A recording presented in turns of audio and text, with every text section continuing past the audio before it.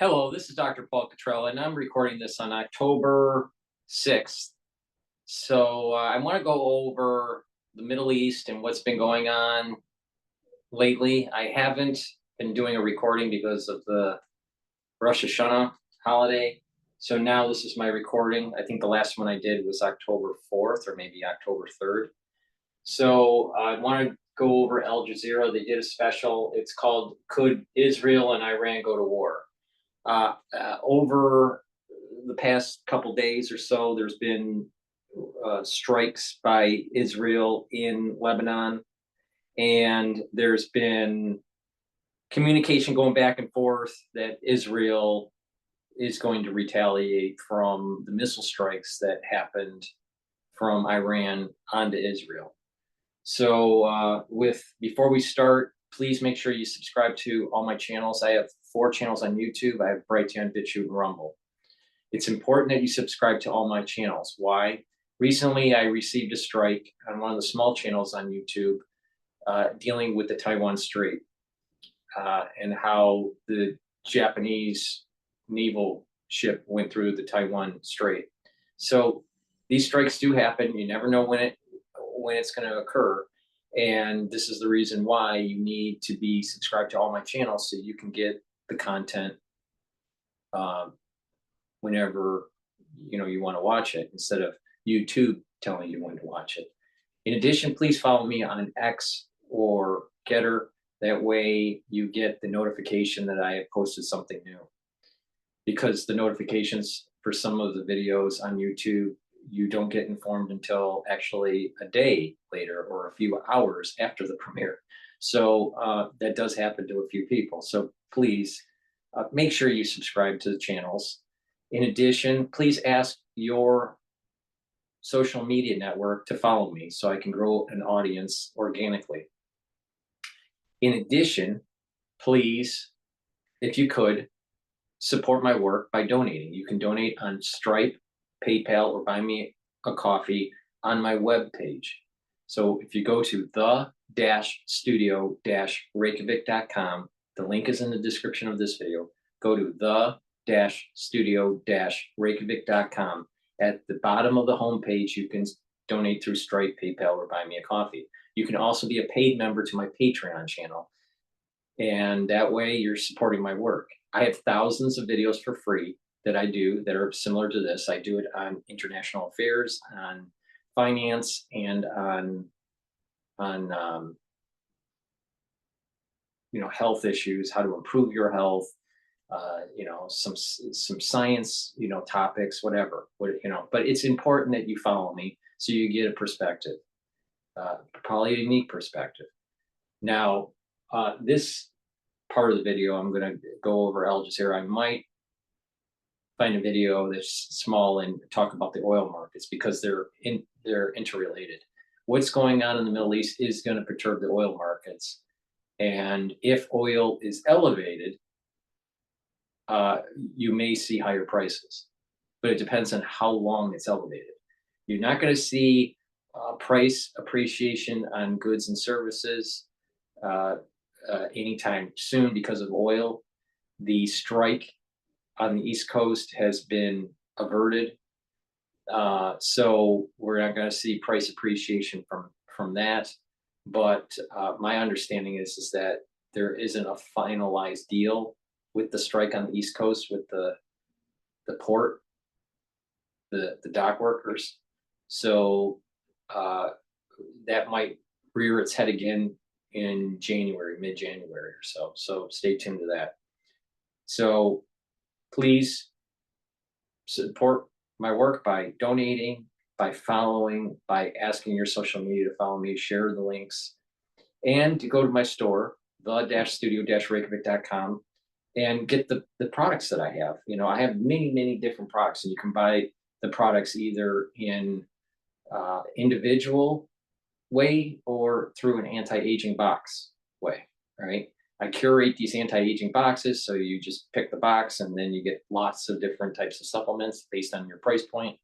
And I tell you basically what each one does, and you can move, towards that health journey, slow down the aging process, boost up your immune system and improve some, some of your lipid profile, your cardiovascular health, and your bone health, and whatnot. So let me go over one of the anti-aging boxes,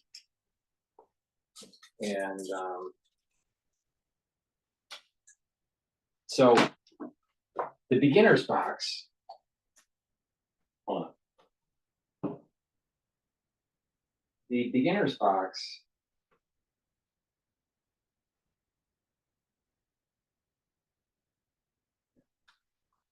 has the structural nanosilver liquid. Just take a teaspoon a day, swish in your mouth, gargle, 20 seconds or so, swallow it. Neutralizes pathogens and keeps that mucosal barrier and improves your immune system. You also get the C60, your choice of extra virgin olive oil, avocado oil, or MCT coconut oil.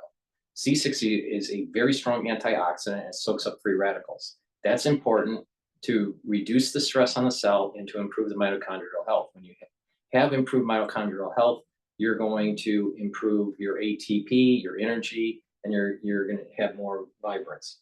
In addition to the anti-aging beginners box, you also get vitamin D3 that allows you to absorb calcium. It's a gene expression cofactor, so it helps with gene processes, cellular processes. In addition, if a cell needs to go into apoptosis, D3 helps that. So please go to the store, the-studio-reykjavik.com, get the individual products or get the anti-aging beginners box. You get the structural nanosilver liquid, you get the C60, your choice of lipid, and D3. So please go to my store, the-studio-reykjavik.com, and get the anti-aging box, beginners, or the individual items. With that said, I'm going to start playing the video here and comment. 200 ballistic missiles at Israel. Iran warns the US of further action unless Israel's aggression is curbed. The world waits to see what Israel will do next as it continues bombing Gaza and Lebanon. Can peace prevail, or is a wider war more likely? This is Inside Story.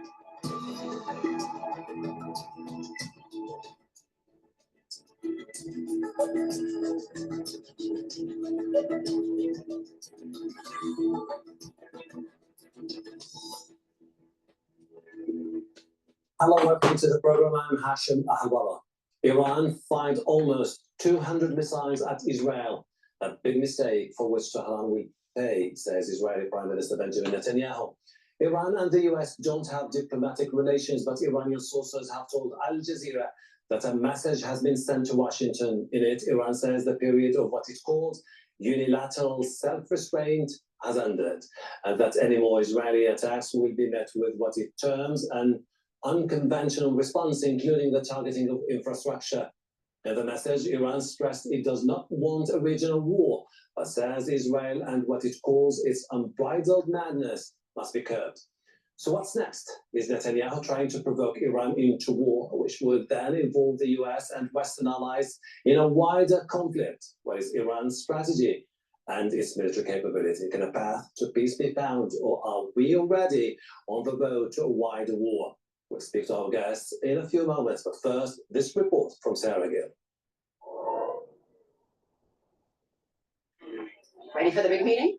I have to write this project plan. I just need to reply to 40 emails. Every day your team gets sucked into endless writing tasks. On Tuesday, Iran attacked Israel. Balls of fire lit up the night sky above Tel Aviv. Tehran says it was in response to the assassinations of Hezbollah leader Hassan Nasrallah and Hamas political chief Ismail Haniyeh. But Iran has reiterated both indirectly to the US and on an official state visit to Qatar that it does not want a regional war. We are not in pursuit of war with Israel. They promised us peace, but Israel has terrorized our guests in Tehran during our presidential inauguration. We want to establish peace. If you disagree, peace will not be established. There are no such calls from Prime Minister Benjamin Netanyahu.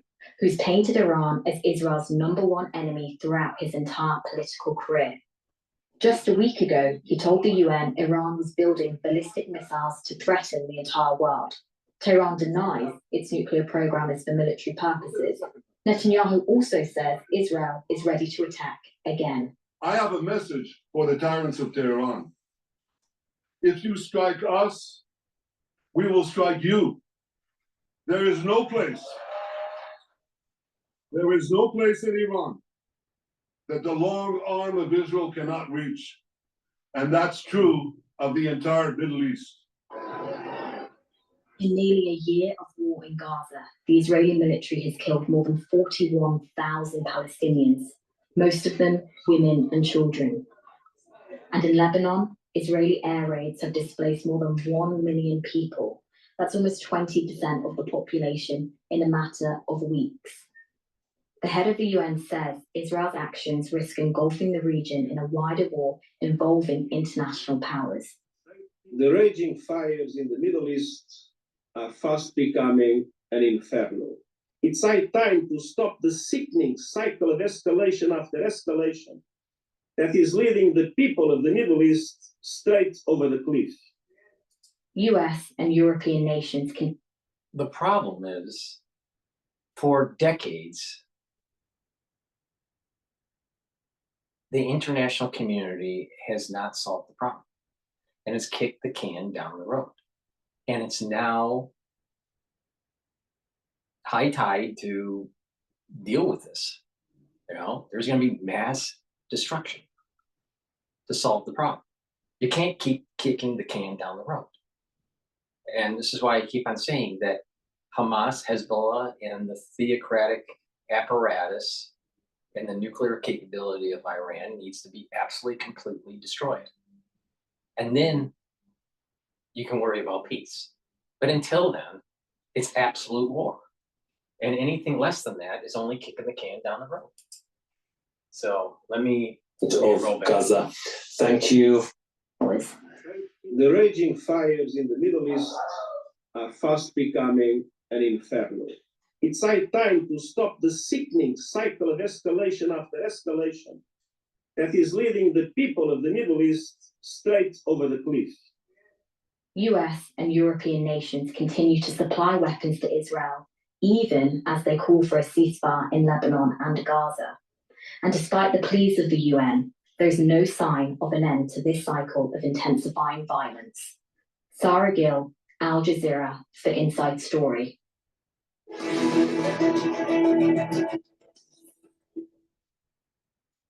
Let's bring in our guest from Tehran. We are joined by Mohammed Marandi, a professor of American Studies at the University of Tehran. He was also a media advisor to the Iranian negotiating team at the International Atomic Energy Agency in Boston, Virginia. Thomas Pickering, former US ambassador to the United Nations, who was also ambassador to Israel, Jordan, and Russia, among other countries too. In Tel Aviv, Gidi Levy, columnist at the Haaretz newspaper and author of the book, The Punishment of Gaza.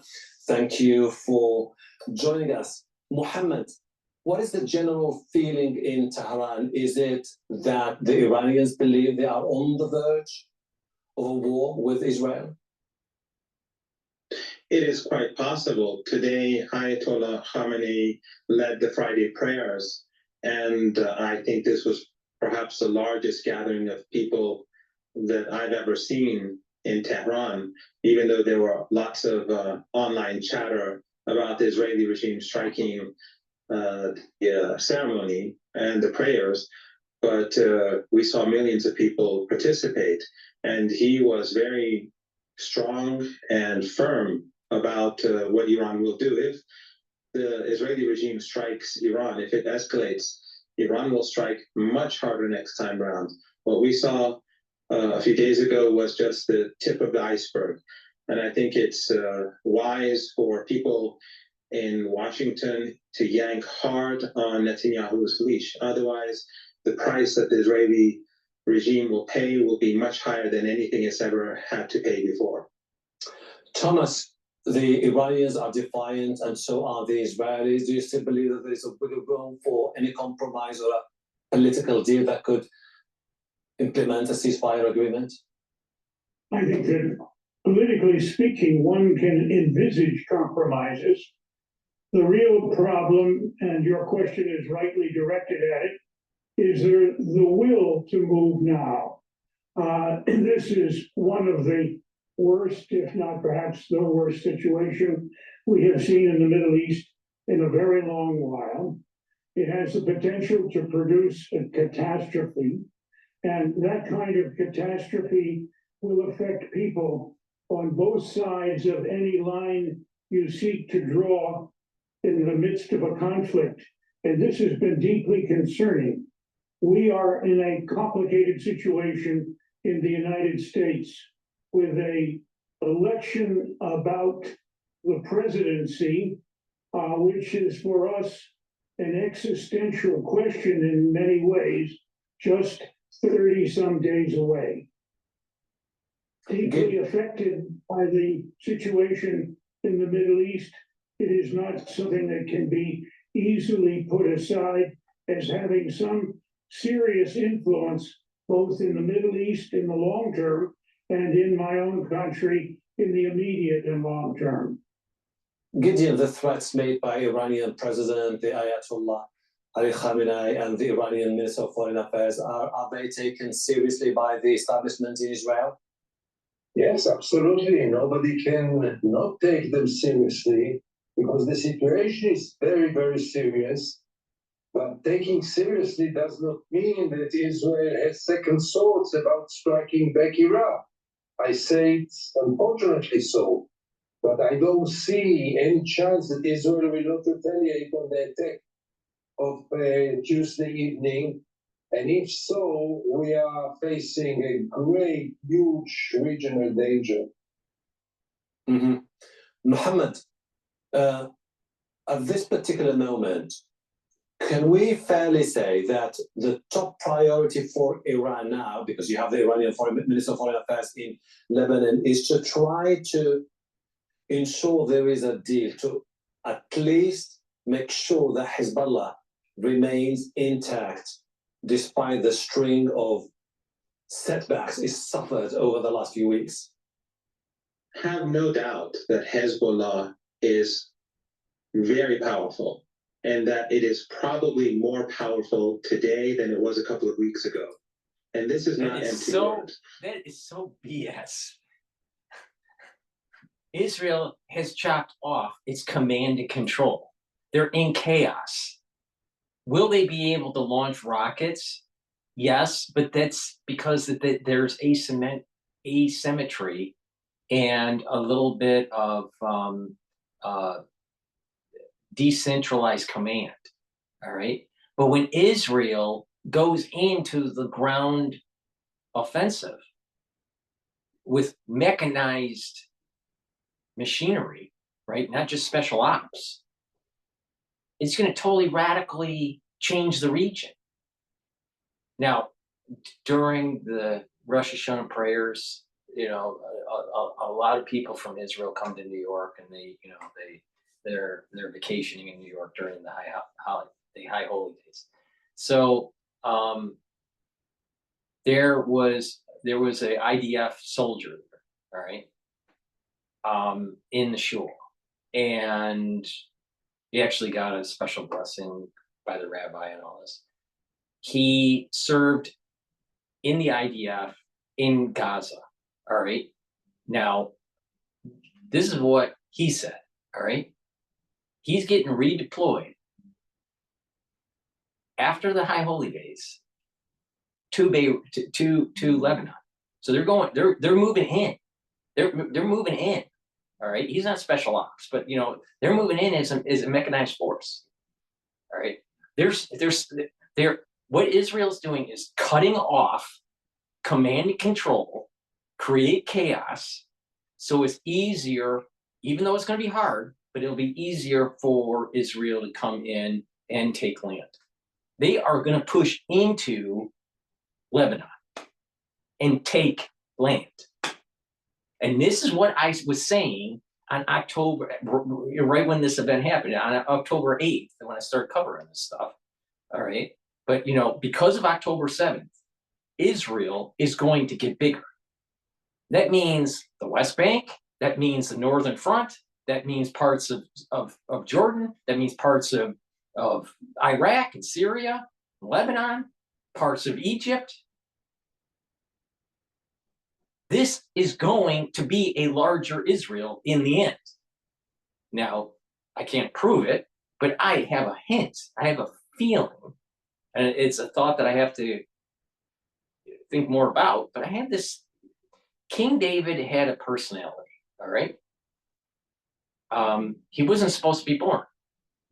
Right? I'm going on a tangent here, but trust me on this. You'll get what I'm saying once I tell the whole story. King David was not supposed to be born. He was supposed to be a stillborn, all right? Adam knew all.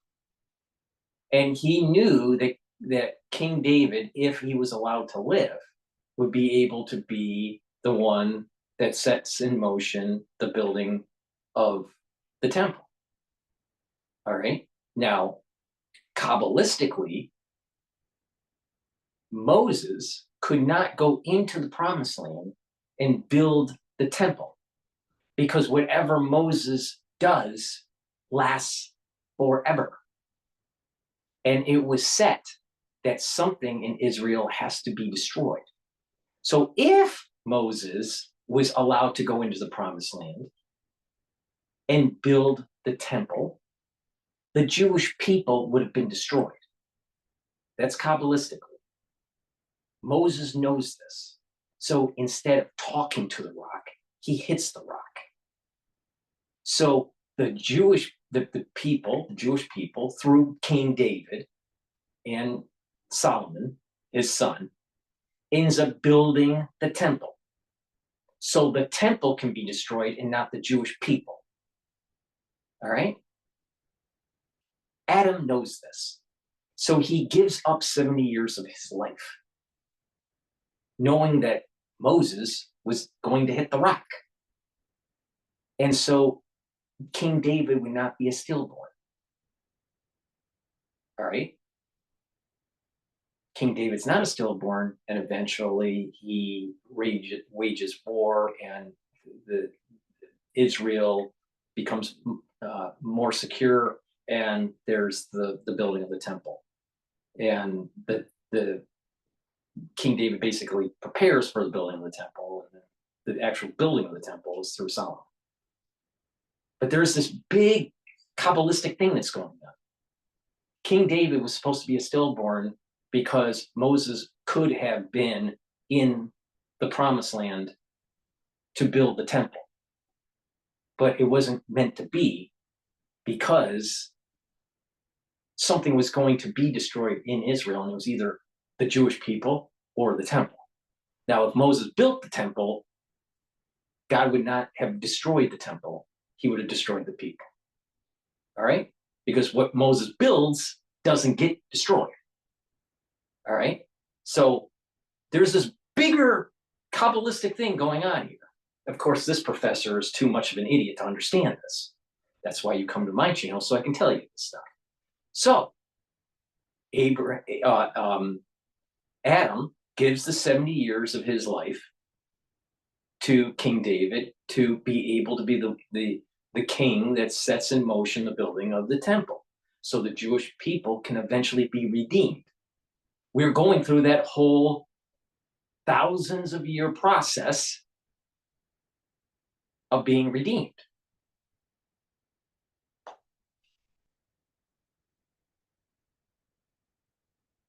To say, this professor here, Mohammed Marandi, to say that Hezbollah is stronger now than through 3 weeks ago, before the pager bomber, I don't think he's paying attention to the news. Israel is killing the command and control to create chaos to allow for a land invasion. And what's going to happen is there's going to be land increase for Israel. Lebanon is going to lose land. That's where this is going. And Iran knows this. Not only does Iran know this, Iran knows that Hezbollah is weaker and that Israel is zeroing in on the actual regime change of the Ayatollah through decapitation. So will Israel be able to decapitate the Ayatollah? I don't know, but they are sure as hell trying. All right. So to say that Hezbollah is stronger now than 3 weeks ago, I don't think he's paying attention. Israel is going to gain land out of this. Listen to the news about what's going on in the West Bank. They're pushing out they're pushing out the Palestinians. It's happening. Now, independent of if you think that's right or wrong, I don't really care. You can logically say that it's right for the Israelis to do this, and you can logically say that it's wrong. Kabbalistically, what has been passed down for thousands of years is that this was going to happen. Independent of if you think it's right or wrong, doesn't matter. It's stated that it's going to happen. So I'm pretty sure that things are going to get a lot worse in the Middle East.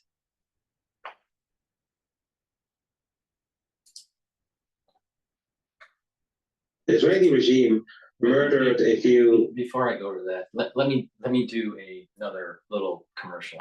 Please go to my store, the-studio-reykjavik.com, and get the anti-aging advanced box. In the anti-aging advanced box, you get the Max 35. Take a teaspoon a day, swish in your mouth 20 seconds, and swallow it. C60, your choice of extra virgin olive oil, coconut oil, or avocado oil. C60 is a very potent antioxidant and helps to boost up the health of the mitochondria. You get structural nanosilver toothpaste to help neutralize pathogens, whitens your teeth, freshens your breath, maintains a good gum line. You get your choice of deodorant in peppermint, lavender, and tea tree, or citrus. It's made from essential oils from the Himalayas. It's all natural, and it'll help to detoxify your body. It's for males and females. It's a very high quality deodorant. You get vitamin D3 to get cells to go into apoptosis. Vitamin C to help with your skin and your immune system. And you get a great probiotic, a VeggieCat probiotic, where you're improving the health of your gut biome. So that's the anti-aging advanced box. So please go to my store, the-studio-reykjavik.com, and get the anti-aging advanced box. If you don't want to get the anti-aging advanced box and you just want individual products, you can do that also on my store. So please go to the store, get the individual products or the curated anti-aging boxes. Please go to my store, the-studio-reykjavik.com. So let's go back to Mohammed and his great wisdom from the University of Tehran. Very powerful, and that it is probably more powerful today than it was a couple of weeks ago. And this is not empty words. The Israeli regime murdered a few senior officials, military officials, but there are younger officers and hundreds of thousands of combatants ready. They have thousands of kilometers of tunnels across the south and central Lebanon and even in the north, and all of their strategic assets. Listen to the news. They're moving forward and they're telling the people to get out way beyond the dividing line from the 1701 resolution. And they're bombing the hell out of Beirut. And if you actually look at what, I have this picture up on X that's the map of Israel under the boundaries of Ezekiel or in Numbers. All right. And it shows those boundaries. Guess what? That boundary goes way into Lebanon.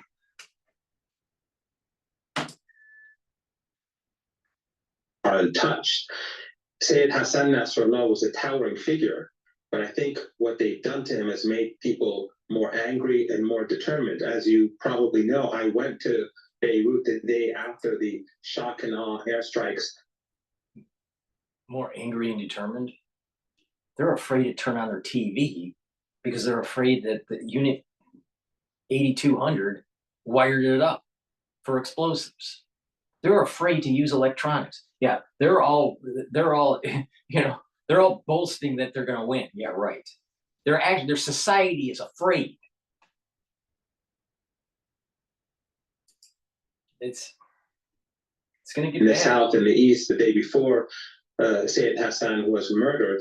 And I've been there for a week. The resilience among the resistance and the supporters of the resistance is extraordinary. And the Israeli regime, I think, has miscalculated, but in their right now, or they've been drunk for a few days. But then you want to really understand. All right, you know, I saw actually an IDF soldier over the holy days, and he's going to be deployed to Lebanon. All right, he's concerned. He's worried because he's not. He knows that he may die, but he also knows that this is an existential situation in the region. It's a do or die situation. Now, if it's a do or die situation, just let the combatants go at it. And whoever wins, wins. I have a feeling, though, that Israel will win. The problem is the international community is afraid. They're afraid to see what's on the other side when you actually get the job done and show the absolute complete failure of the United States being able to get the job done in Iran. I mean, look at what Israel did in a small microcosm with Yemen. The United States couldn't do it, but the Israelis were.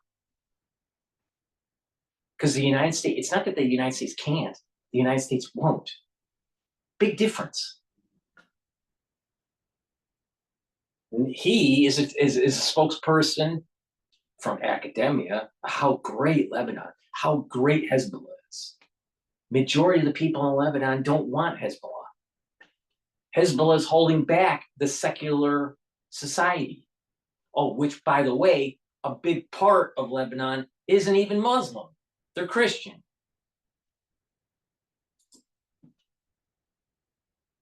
I think made them a bit more sober, and the defeats that they've had to witness on the border with Lebanon over the last few days, I think will make them even more sober. But as your guest rightly pointed out, the regime in Tel Aviv is probably going to continue to escalate because this is not about See, what it is this guy is upset that they lost momentum on the battlefield, Hezbollah. All right, and they also lost momentum with trying to demonize and create more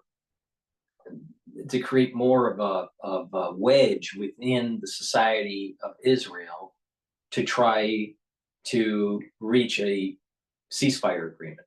Ceasefire agreement, based on historical data, shows that Hezbollah and Hamas just reconstitutes. Iran gets closer to a nuclear weapon, and we get a bigger problem down the road. That's what history has told us multiple times. It's also what the Rebbe said would happen if you don't get the job done. And it's all being played out based on his warnings that he told Netanyahu personally in the 80s. So we're seeing it all playing out now. So what we need to do is get the job done so we don't have this problem later down the road. It'll be cheaper, less casualties, and the world will, be at a peaceful point in time. But to get there, it's going to have to be war and destruction. But what it is that they're trying to find pseudo-intellectuals like Mohammed here from the University of Tehran to try to convince you that this was just, a one-off, and they're just drunk on this, euphoria of that, that they're winning. You know what it is? God allowed it to happen. God allowed those pagers and walkie-talkies to be a successful operation. Why? Because the whole soul roots are changing. I've done multiple videos on this. With blowing of that shofar during Rosh Hashanah, the spiritual energy is shifted towards Jacob, even if Esau has more spiritual energy at this point in the year, because for the 6 months Esau is strong, the next 6 months Jacob's is strong, and it goes into a cycle.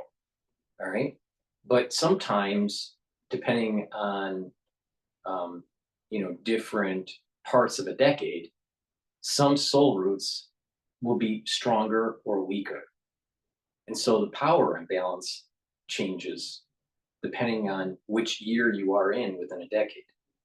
But in general, we're in the months now where Esau is going to be stronger, but because the shofar was blown, that power imbalance is going to be lessened, and it strengthens Jacob. And this is why the pagers and the walkie-talkies were successful to launch a whole new invasion. Now, to say, this is where Scott Ritter gets it wrong. He says, well, they were very unsuccessful in 2006, so it's going to be an absolute disaster for Israel. Well, they didn't have an operation like the pagers and the walkie-talkies. So Scott Ritter basically says, well, that's just a one-off. That's just a special play, in football, and you can't win a game with special plays, or you can't win the whole football season with just special plays. I think he's losing his marbles, because 2006 is not 2024. In addition, I'm telling you, the metaphysics of this, I am not wrong on. All right. The metaphysics is in the favor of Israel. I've been telling you when the metaphysics is in favor of Islam, of Esau, right? But the metaphysics right now is in favor of Jacob, for sure. All right. And because of this momentum, they're trying to spin it, just like Ritter. They're trying to spin it that, oh, it's, they're going to make big mistakes, and there's just hubris. The Rebbe warned that 3 things: not to be fearful, not to be fearful, not to be hubris, and don't listen to the international community. That's what he warned Netanyahu in the 80s. And he said, if you do these things, you'll be okay, and there will be peace. But if you don't do these things, if you are hubris, or if you don't, if you listen to the international community, or if you're fearful, something bad's going to happen, and it's going to get worse, and you're going to have to pick up the mess. Well, guess what? In 1980s, they didn't do what the Rebbe told them to do. And fast forward to 2024, who's in the office when all this crazy crap is happening? Netanyahu. Now, you tell me, what is the odds for that happening? Like almost zero, as just some sort of random thing. This is meant to happen. Now, go back to what I was saying with the soul roots. Some people have different types of soul roots. I personally think, but I need to think about this a little bit more, but my gut feeling is that part of the soul root of Netanyahu, not fully, part of it is the warring side of King David. Netanyahu is going to be successful on this, but Netanyahu will go down. I don't know, either go down in an assassination attempt by the enemies, or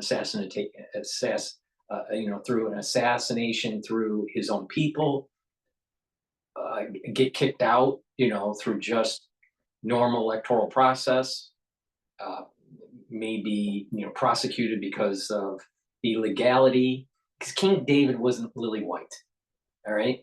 He did bad things, just like how Netanyahu did bad things, all right? So, but there's a part of his soul that is, there's a little bit of King David in there, all right? And it allows him to, as long as he follows the 3 things that the Rebbe told him: don't be fearful, don't listen to the international community, and don't be hubris, Israel will be successful, and there will be larger territory, and that the territory for the Palestinians will be much less in in Israel proper.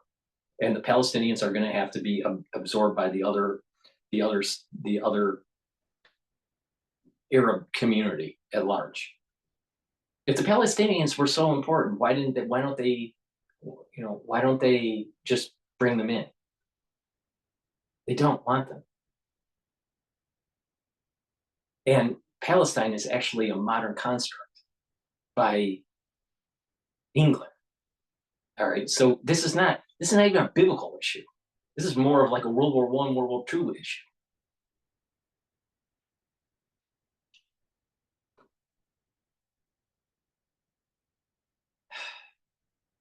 I can't take it. Netanyahu and the people around him who need to remain in power, and he wants to get the United States involved. Otherwise, he has lost in Gaza, he has lost in Lebanon, on the border with Lebanon, and he's going to lose with Iran, and he's lost in the Red Sea. But the ceasefire conditions that Iran will accept and Hezbollah will accept are the ceasefire conditions that... Where is he losing? I think he won in Gaza. I mean, it's like, what is this, Baghdad Bob?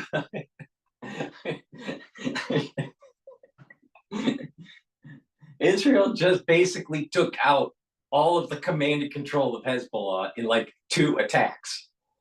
And he's saying that Israel's losing?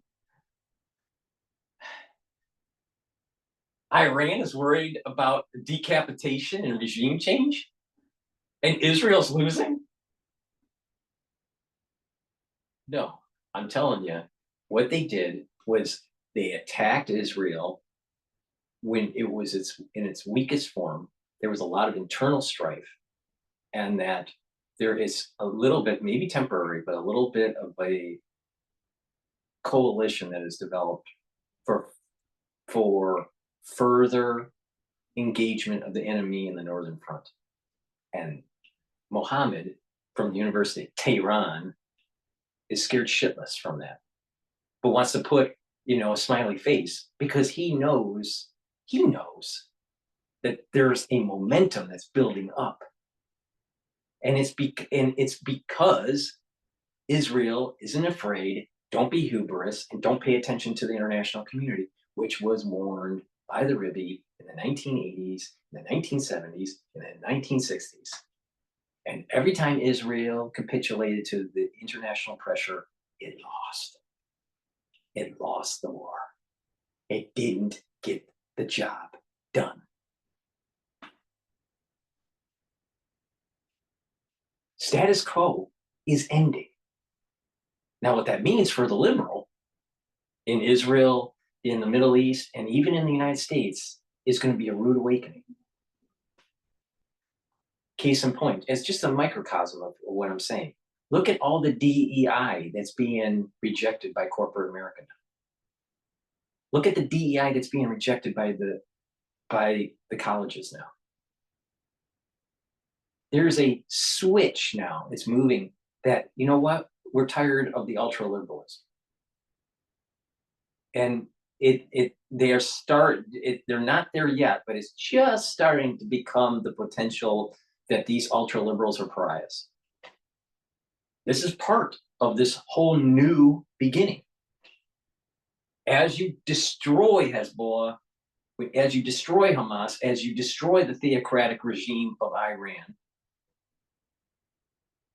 you're resetting the Middle East, but you're also resetting this whole conservatism and ultra-liberalism equilibrium. Hamas will accept. The Israeli regime has to accept a ceasefire for Gaza that is acceptable to Hamas and the resistance, and other than that, nothing will be accepted. Thomas, if the Israelis hit back, then the Iranians may retaliate, and then we might end up in this unstoppable cycle of tit for tat. Where does it leave the region? The actual decapitation of the Ayatollah and the destruction of the nuclear weapons. And then the international community comes in and brings true democracy to the most of the secular population in Iran, which is what Iran wants. Iran doesn't want the Ayatollah, nor does most of the Lebanese want Hezbollah. So really, the more secular parts of these two countries are in line with what Israel is doing.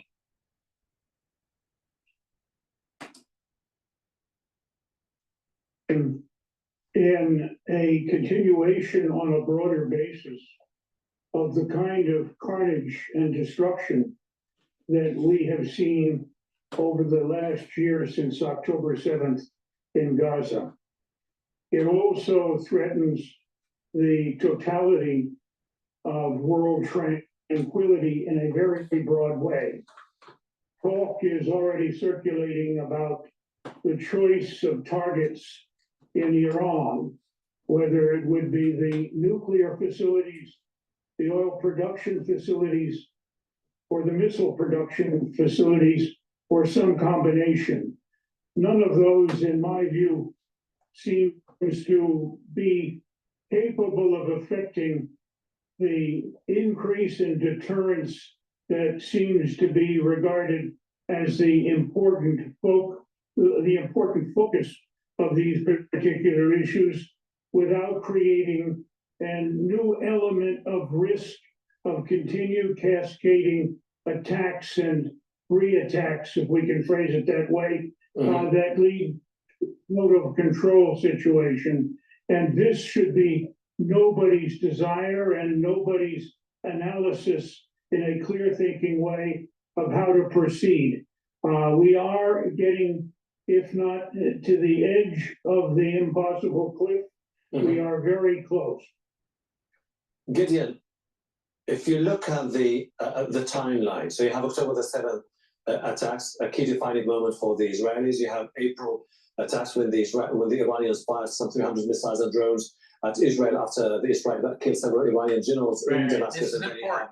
The Kabbalistic side of this is important. He brings up October 7th, strength of Esau, right? Also, that Rosh Hashanah, the shofar couldn't be blown because it was on the Sabbath, okay? So the strength of Esau. April is a strength for Jacob.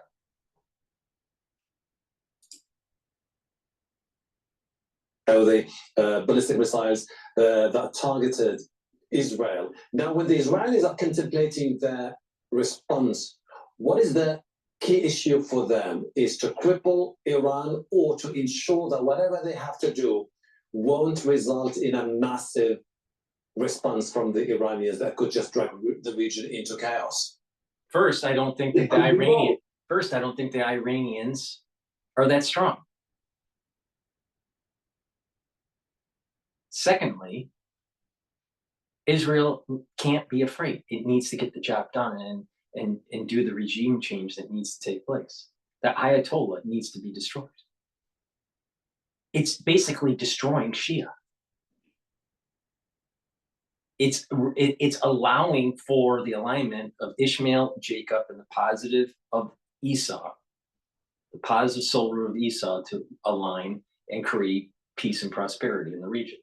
But Esau negative, Hamas, Hezbollah, the theocratic regime in Iran needs to be destroyed. And when that happens, you actually see the death of Satan.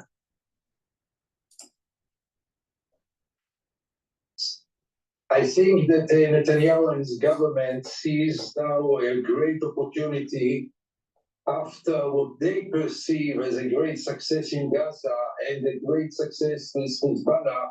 Soon, they think that that's the time to solve all the problems, the security problems of Israel once and for all, as they call it. Yep. Namely, to crash all the potential enemies of Israel in Lebanon, in Gaza, and in Tehran. And I think that they feel now that that's the opportunity to try their best to do so. And an attack on Iran, on Iran's facilities, might succeed militarily And yes, there is also one eye directed at Washington. How will Washington react? And by and large, the whole scene is so explosive and so dangerous, so explosive that I can't even imagine myself a scenario in which we prevent now a terrible war. Mohammed, if you look at what's next, particularly when it comes to Iran, do you think that the response of the Israelis will redefine in a way or another Iran's relations with its key allies, particularly Hezbollah in Lebanon and the Houthis, for example, in Yemen? Do you see that being redefined by the highest establishment in Iran? The relationship will remain. Please don't skip us, because if you skip us, you're denying us and our family and the chance of visibility for people who... The relationship will remain as it is, very powerful, and Iran will ensure that Hezbollah wins this war. It will ensure that Yemen defeats the Israelis, and it will ensure that Hamas, Islamic Jihad, are not defeated by the Israeli regime. I don't mean to sound very tough, but I really need everyone to recognize what's happening, your audience. If the Israeli regime strikes Iran, it cannot destroy a nuclear program because that is very well protected. It can cause some damage, but the advisor to the leader said that Iran's nuclear doctrine will change if Iran is threatened in any way with regards to let's say, a nuclear angle. The Israelis cannot destroy Iran's missile program because that is deep underground. It can hit economic targets and do some damage. But Iran has gone through 8 years of war with Saddam Hussein and maximum pressure sanctions. Iran, on the other hand, will strike Israel so hard with thousands of missiles. Iran has hundreds of thousands of missiles. They prepared underground cities across the country for a war with the United States, not with Israel. Israel is a puny regime. And these underground missile and drone cities the Americans cannot destroy them, let alone Israel. Iran will unleash so many missiles at Israel, and it will destroy its infrastructure. It will destroy everything that it has. The regime will not be able to sustain itself after a heavy Iranian attack. So gone are the days where the Iranians show strategic patience, and gone are the days where the West should ridicule Iran. In April, when the Iranians fired 300 old drones, they were sending a message, and the West thought it was from a position of weakness. First of all, Iran was gathering intelligence for a real strike. They sent 300 drones and a few missiles, older missiles, and a few newer missiles to test the defenses and to see what the Americans, because most of the real defense is American, surface air defense. And they spent billions of dollars shooting down the drones, which costed nothing for Iran. But the Iranians gathered all the intelligence that they need. And now the Iranians have shown what they can do. The Americans should be very careful about the next step, because if Israel does this, Iran will hit it hard. And if the Americans this is the point I wanted to get to. If the Americans get involved, the US will be kicked out of Iraq by the Iraqi resistance. US forces in the Persian Gulf will be gone. And those regimes in the Persian Gulf, those family regimes in the Persian Gulf that host American bases, they will be seen as hosting the enemy. That will be the end of the oil Now and you gas can trade. see. Now you can see on how easy it is that multiple countries in that region start going against Israel and the United States.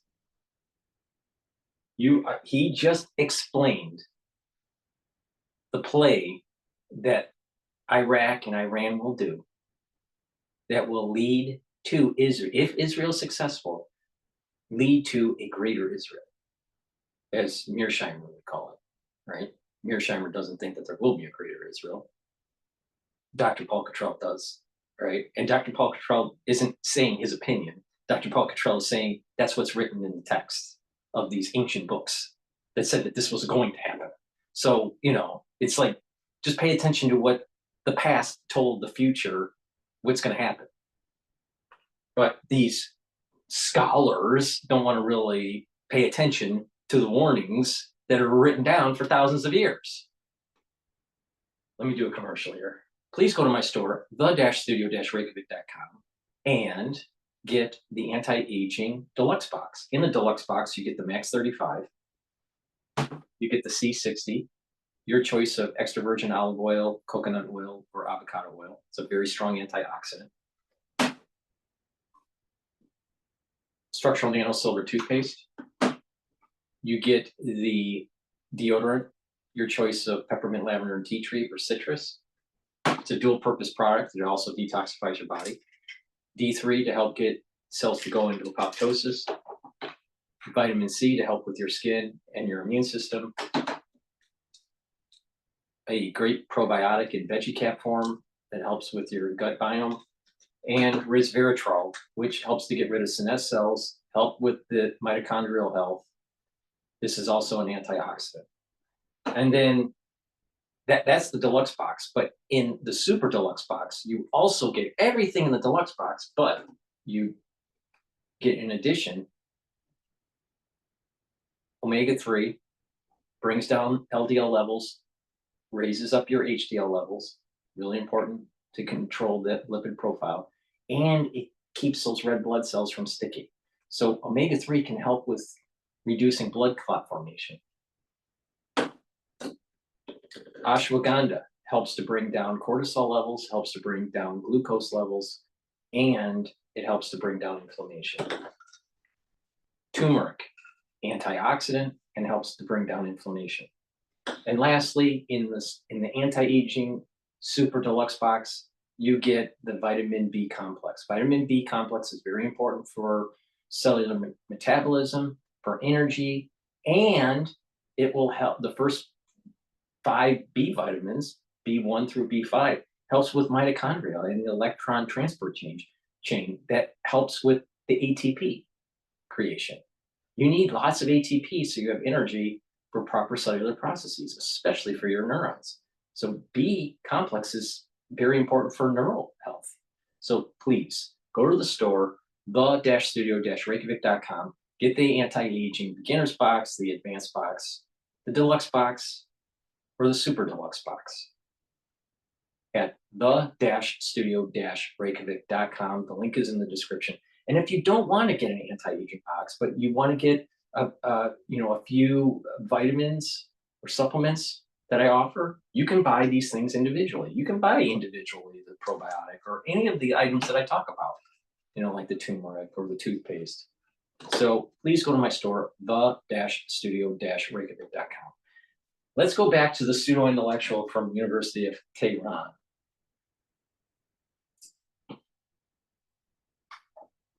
And that would lead to a global economic collapse.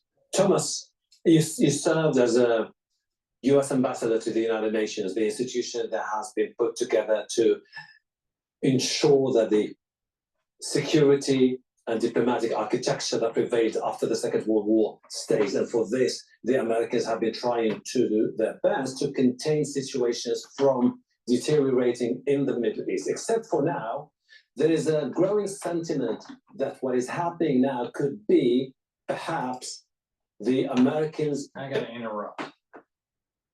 That strategic, world order, infrastructure,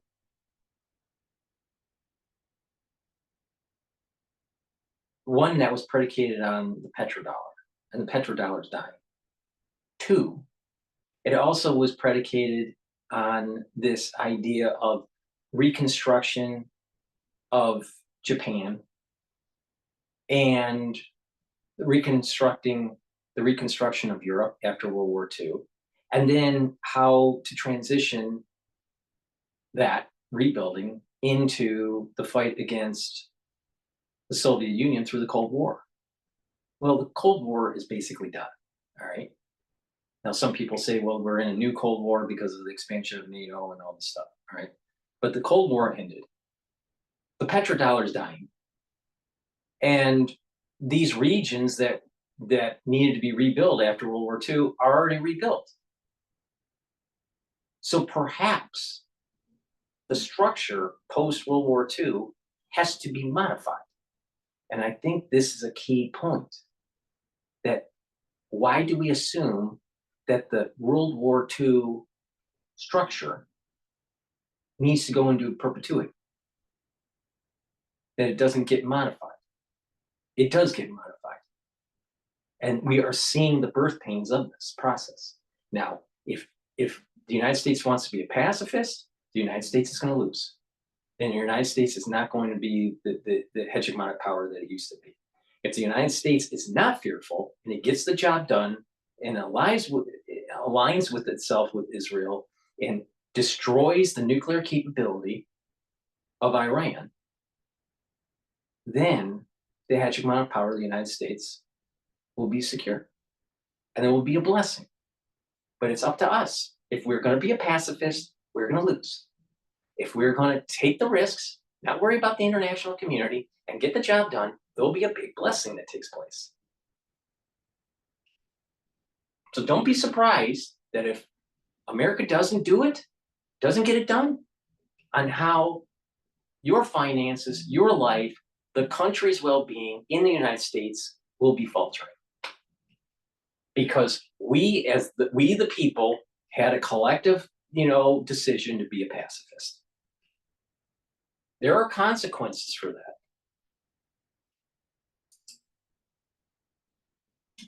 Is foreign policy failure in the region in decade? Do you agree with that assessment? I think that we.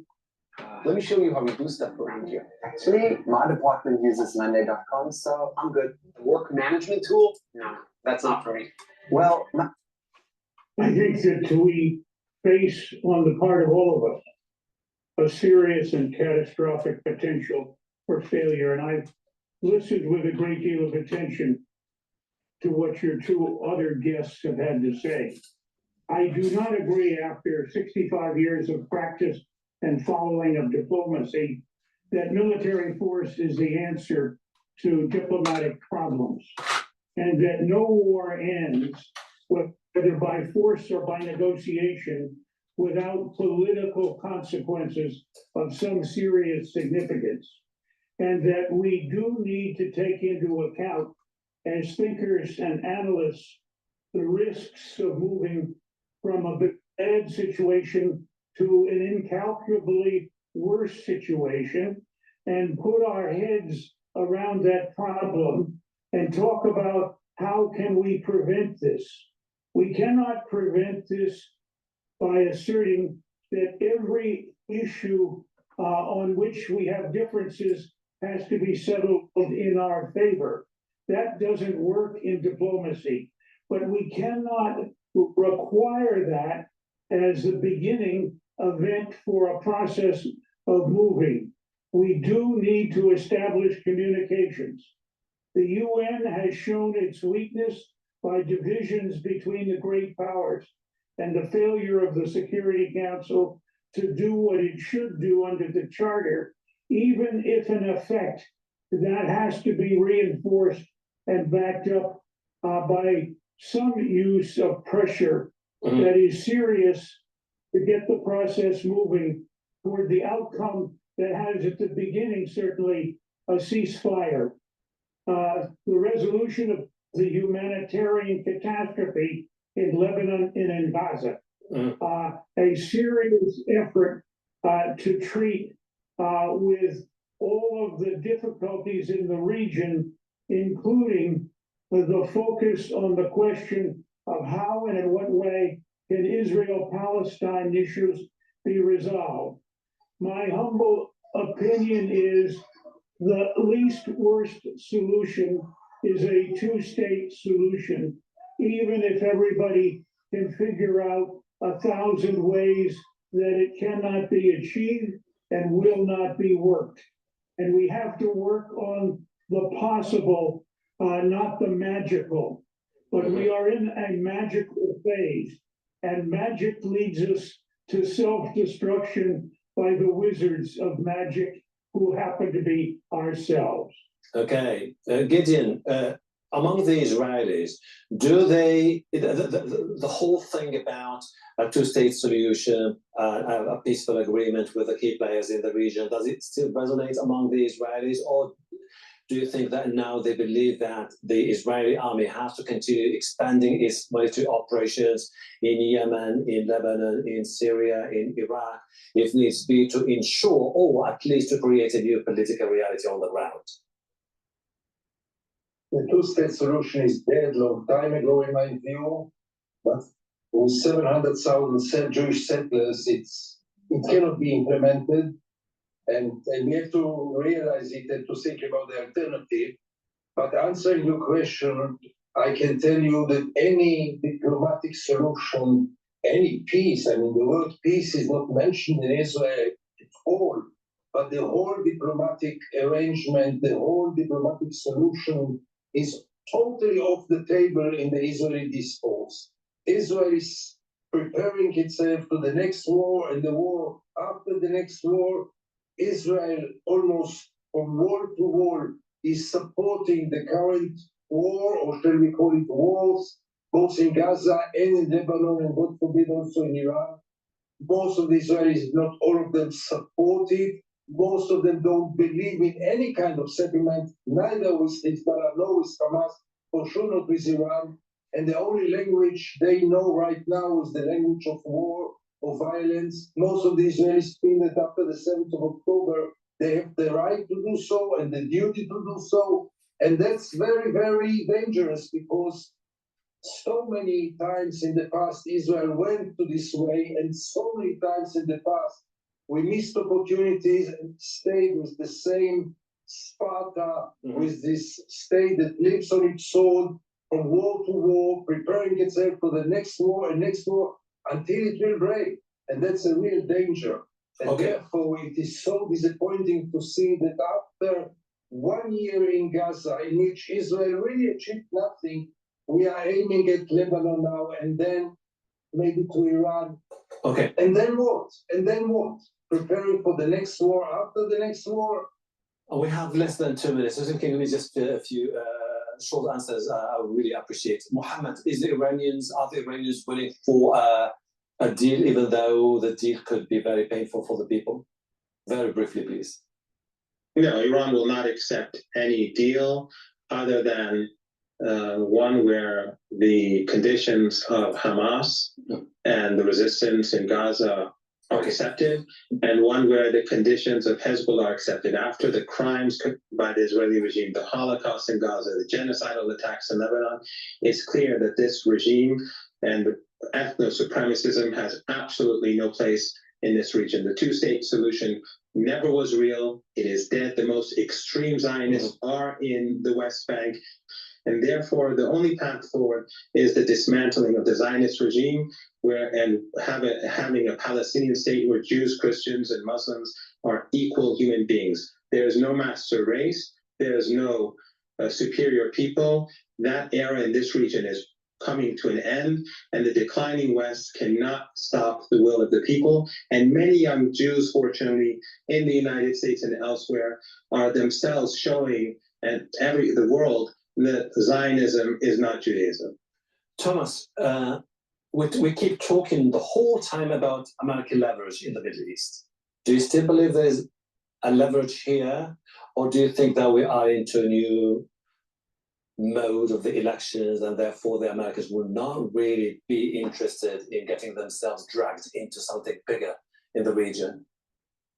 I'm acutely conscious of many who hold the theory of the decline of American influence, and I'm not naive to ignore its impact. I'm also acutely conscious of the fact that the choice of using American influence may have an existential influence on the outcome of our coming election, which for us, but for others perhaps, is not a total irrelevancy. And in one way or another might be the gateway toward the opening of more constructive influence than the pending election has permitted us to exert, despite the fact that many of us have seen change, not change and advocate change. Gideon, is Prime Minister Netanyahu in a much better position to pursue aggressive policies when it comes to dealing with Iran, Hezbollah, and other players in the region? Absolutely, yes. And when the United States is so passive and is not even considering to use the leverage that they have, he feels he is free to continue. I just want to say one word to our Iranian guests. If the one state, it will not be a Palestinian state, it will be a secular democratic state. And really, I suggest let's stop this arrogant discourse, arrogant language. Both parties use it now. Both parties are sure they will win and they are stronger. Let's try a different discourse because this discourse will bring both of us to hell. All right. Any state that accepts equal rights for everyone is fine, and that is acceptable to the people of the region. But a superior people, that is the arrogance. Well, unfortunately, we'll have to leave it there. Hamad Barandi, Thomas Pickering, Gideon Levy, I really appreciate your insight. Thank you. And thank you too for watching. You can see the program again anytime by visiting our website, aljazeera.com, for further discussion. Go to our Facebook page, that's facebook.com/AJ Insights. So you can also join the conversation on X. I want to hear this Fox News. It's more hostages. Tomorrow marks 1 year since Hamas launched its assault against Israel, killing more than 1,000 and taking hundreds more hostages. Now, 1 year later, the war shows no signs of slowing down, with Israel fighting a two-front war against Hamas in the south and Hezbollah in the north. Senate Armed Services Committee member and combat veteran Joni Ernst joins us now. Senator, thanks for being here. So how do we do two things at once? Yeah, thank you. How do we support Israel in that country doing what it needs to do to defend its sovereign borders and its people, while also not drawing us into a larger conflict in the Middle East? How do we do that? Well, Pete, thank you so much. And this is extremely important because I'm sitting here in Reykjavik, Iowa. It's a beautiful day in the middle of harvest, peace and serenity. You know what? And you know, the thing is, that's the wrong question. This idea of pacifism, you got to get the job done. And the United States has the military capability to destroy the nuclear capability. And if it means putting ground troops there to do it, so be it. Because in the end, it will be safer for America and the world at large. Iran cannot have a nuclear weapon. I mean, it's stupid. Being a pacifist in the United States, when it comes to Iran, is what got us to this point.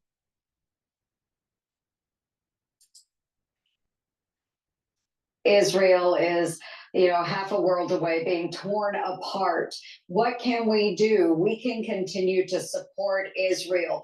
They have the drive and desire to go after Hezbollah, to make sure that Hamas is decimated. They want to push back on Iran. And I think, again, it's extremely important that we continue to provide them the means to push back against these nefarious entities that exist throughout the Middle East that are backed by Iran.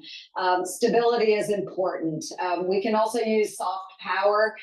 We know that during Trump's administration, the Abraham Accords provided that peace and stability in the Middle East. We can return to that once again, but we have to have American leadership that is willing to be involved, to broker peace deals.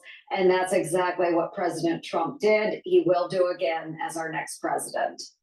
Do you think possibly this specter of conflict with Iran, with Israel, could actually push them further out into the periphery and Israel closer to a peace deal with Saudi Arabia? I mean, we never know how these things are ultimately going to play out. Peace would be what we want. Has Israel opened that door, or excuse me, Iran, with their aggression, opened that door back up? Yes, Pete, and this is something that Saudi Arabia and Israel have been working on for a number of years, what we call the normalization between Saudi Arabia and Israel. And I was just recently in the Middle East, my fourth trip since last October 7th, and spoke directly to MBS. And he did state that it wasn't a matter of if this deal happens, but when it happens. Now, the Kingdom of Saudi Arabia, of course, wants to see peace. They want to see a solution in Israel, but they are determined to normalize those relations with Israel, because once they do that, there will be greater security in that region. All of these Arab partners in the Middle East, those partners with Israel and the Abraham Accords, they all see Iran as the great threat to their prosperity. So they all want to come together. The kingdom wants to be involved in this as well. And I think Iran has pushed them much, much closer to Israel. And we hope that they are successful in getting this deal done with the assistance of the United States of America. If you're sitting in Israel's position, Senator, do you think now is the time, from their perspective, if you believe that an Iranian bomb is an existential threat to you, that religious fanatics with a nuclear weapon would threaten the very existence of Israel? If you were Israel right now, would you do more to preemptively strike nuclear capabilities, or does that escalate in ways that they don't want? If I were sitting in a position of power in Israel, yes, it is something that I most certainly would consider. I do think it's important that Israel maintain its right to existence. I just promoted a resolution, introduced it in the United States Senate with the support of all of my Republican colleagues, saying that Israel has the right to exist. Iran is a threat to their right to exist. The door has been thrown wide open by Iran with their backing of Hezbollah, Hamas, the Islamic Palestinian Jihad. You see this, of course, with their direct attacks now, 2 direct attacks in this current administration, which has never, ever happened before in Israel's short lifespan. So we know that they need to be able to push back. Iran has given them plenty of opportunity now to do that. So whether it's striking their oil fields or most certainly going after their nuclear infrastructure, I believe they have every right to do that. And I do believe the United States should enable them however we can, in what means we can, so that Israel will forever remain a nation in safety and security. Senator, real quick, I just want to bring it back home a little bit too, but with the connection to the region, we at the top of this hour showed 2 tweets that Kamala Harris put out yesterday. One with 157 million for Lebanon and 100 for a highway in North Carolina. How do you react to the frustration people have seeing all that money going overseas, but not enough for our folks here? Oh, Pete, I hear it every day here in Iowa as well. And I understand the need to secure our own nation. And so I do support other nations when they want to step up, secure their nations. But when we're sending so much humanitarian aid to other nations that we're not able to provide for the humanitarian needs of our own citizens, this is a big issue. Our taxpayers work very, very hard. We need to take care of America first. Absolutely. Senator Joni Ernst, thank you for your time. Enjoy the harvest. The reality, the American government doesn't care about the people. The only time where it cares about its people is when they're voting, and it's even questionable then, and when we pay taxes. So they get our tax money, and the national security state uses that tax money for their whole military-industrial complex, and to put it overseas to be able, in their theory, in their strategic planning, to bolster up our hegemonic power in the international community.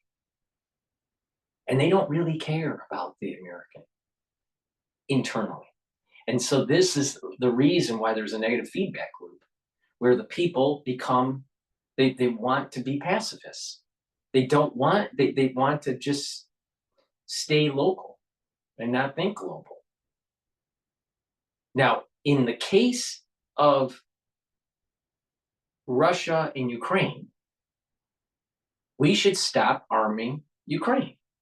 We should stop the growing of NATO. When it comes to the Middle East, we need to support Israel so we can kill off Hamas, Hezbollah, and the theocratic regime in Iran. And when it comes to China, we need to make sure that we support Taiwan so we don't lose the island chains, so we can maintain international passage through the seas in that region, especially through the 9-dash line. That's what America needs to do. And stop wasting money in areas and start rebuilding our infrastructure. But what happens is that the national security state and this bloated administrative state that we have in the United States, they don't care about the citizens. They only care when we vote and when we pay our taxes. And they don't really care about the real needs of the people. Because they take our taxpayer dollars, so it bolsters up the national security apparatus, especially internationally. That's what's going on. So stop pretending that being a pacifist all the time is a good idea. And start actually getting to the root cause of some of the problems that we have. Some of the problems that we have today is because we're spending our money wrongly and we're letting the administrative state and the national security state to do it. And this national security state kept on kicking the can down the road to preventing us from reaching homeostasis and getting the job done and knocking out Iran. So the national security state is taking our taxpayer dollars and having a bad foreign policy and not willing to take out Iran. We're in this situation because America was afraid. America was afraid to get the job done. All right. Before we go to Al Jazeera, please go to my store, the-studio-reykjavik.com, and I have the anti-aging structural nanosilver box. In that anti-aging box, you get the Max 35, you get the probiotic, VeggieCap, you get your choice of structural nanosilver soap, you get the lozenges either in Manuka honey or elderberry zinc in a 21 count. You get the structural nanosilver gel, which neutralizes pathogens, and the toothpaste, structural nanosilver toothpaste. So please go to my store, the-studio-reykjavik.com, and get the anti-aging structural nanosilver box, or you can just purchase the individual items if you don't want to purchase an anti-aging box. Please go to the store, the-studio-reykjavik.com. Slow down the aging process, boost up your immune system, increase your longevity and vitality. All right, let's go to Al Jazeera because they are just a pantheon of balanced journalism. Consider that Iran is a very big country in the region. Striking that country and changing the balance would have a lot of repercussions across the region and maybe even the world. It would certainly affect the movement of commerce and the movement of oil and the prices of oil and so on. But nonetheless, there is no feeling that Israel needs to exercise any restraint because of that ironclad US support and the fact that it doesn't seem Biden is going to put the brakes on what Netanyahu intends to do. And that's not how they're reporting to us from our man in Jordan, because Israel has banned Al Jazeera from reporting in the occupied West Bank and in Israel. Iran's Civil Aviation Organization has announced all flights across Iran will be cancelled from 9 p.m. local time until 6 a.m. on Monday. Tawhid Asadi is a writer and specialist in Iranian affairs. He joins us live from Tehran. So are officials giving any indication of why these flights have been cancelled for this specific period? Well, actually, this is the only statement that we are hearing from the Iranian officials coming from the spokesperson for the Civil Aviation Organization, who said that we will have a 15-hour suspension of flights, which will start in, I think, less than 2 hours in all the airports of the country. We do not know much whether it's going to be sort of offensive or defensive action or simply a measure of precaution. It's going to remain to be seen in the future, but it's still, we are in a context that I suspect that if something happens tonight, so Monday AM is still Sunday early, late Sunday night in the United States, or very, late Sunday night. So what we probably will see in Monday morning trading, probably an elevation in oil price. I think it's trading around $74 a barrel WTI. Surging tensions, there is a possibility of everything, basically in respect of the recent statements by the Israeli officials, including the prime minister of the Israeli regime, who threatened Iran, and added to that was very strong messages that are coming actually on a daily basis from Tehran, that in case they attack, in case they dare to attack, there's going to be a crushing, fast response down the road. For that, I think we have to wait and see. But under this surging tensions, this is a critically important event that should be monitored very closely. Tawheed, always good to get your analysis on that. Thanks so much.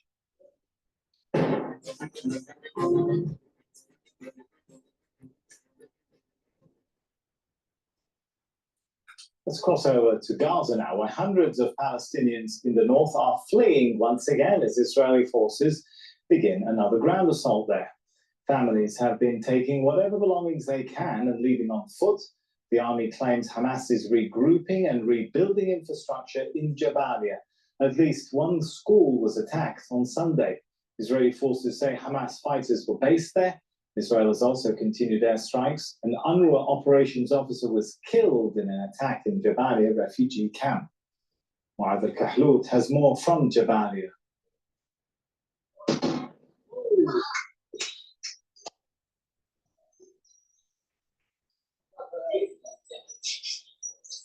Another heavy airstrike just right now near to Kamal Adwan Hospital, which is densely populated area. Casualties is arriving to Kamal Adwan Hospital right now. Here is a little baby right now, as you can clearly see, and there is a woman that's come inside. The situation here in northern Gaza Strip is deteriorating as the Israeli army intensified its bombing against civilians, killed many people, including women, children, and journalists. So the entire family have been killed by the Israeli army. They organized attacks and killed too many people. More than 20 civilians still under the rubble right now as the Israeli army killed everyone moving in that areas. While I'm talking to you right now, the fighter jets flying at low levels. There's a airstrike right now. At least 26 Palestinians have been killed in 2 Israeli military attacks in central Gaza. A mosque and a school sheltering displaced Palestinian families were targeted in a strike. Hani Mahmoud reports from the scene of the blast in Deir al-Balah. A mosque sheltering displaced families in central Gaza was the latest Israeli military target. The pre-dawn attack set the building ablaze within minutes, leaving many within inside to burn, choke, and die. Al-Aqsa Mosque was not the only target in Deir al-Balah. School housing displaced Palestinians was also hit. Nearly 100 wounded people were rushed, taken to a nearby hospital. By morning, the damage was clear. People came looking for missing their loved ones and to collect what's left. I'm going to go to France 24 Live. They said all the residents of Gaza should go to the safe area. Single Hamas operation. We will wipe out all Hamas. There will not be Hamas anymore. Hezbollah is a different story. We will not have Hamas. Yeah. will be left with 6 million people, Palestinians. Yeah. What to do with them? The question I ask everyone, okay, we have destroyed Hamas, we killed everyone, we have reached out for Yahya Sinwar, we killed him, no Hamas anymore. Okay, then what? We have with 6 million Palestinians, what do we want to do? Do we want to continue to occupy the territories forever and engage in terrorist confrontations on a daily basis and be condemned by the international community and lose the status, the prestige, the respect that we have entertained in the international community for so many years? Yeah. We have to act. And the Palestinians, there are enough Palestinians that understand that there is no alternative but a two-state solution with a Palestinian state alongside the state of Israel, non-militarized Palestinian state, which is what we, Mr. El-Kidbo and myself, agreed and published. But it kind of feels like shouting at the moon that it must right now to the Israeli government, which on the far right of the governments talk about, and you'll hear this phrase a lot, escalate to de-escalate. Tell me what you think about what you would like to see the Netanyahu government specifically regarding Iran next. You talked about this barrage. It has been unseen before. The fortuitous nature that only one person appears to have been killed.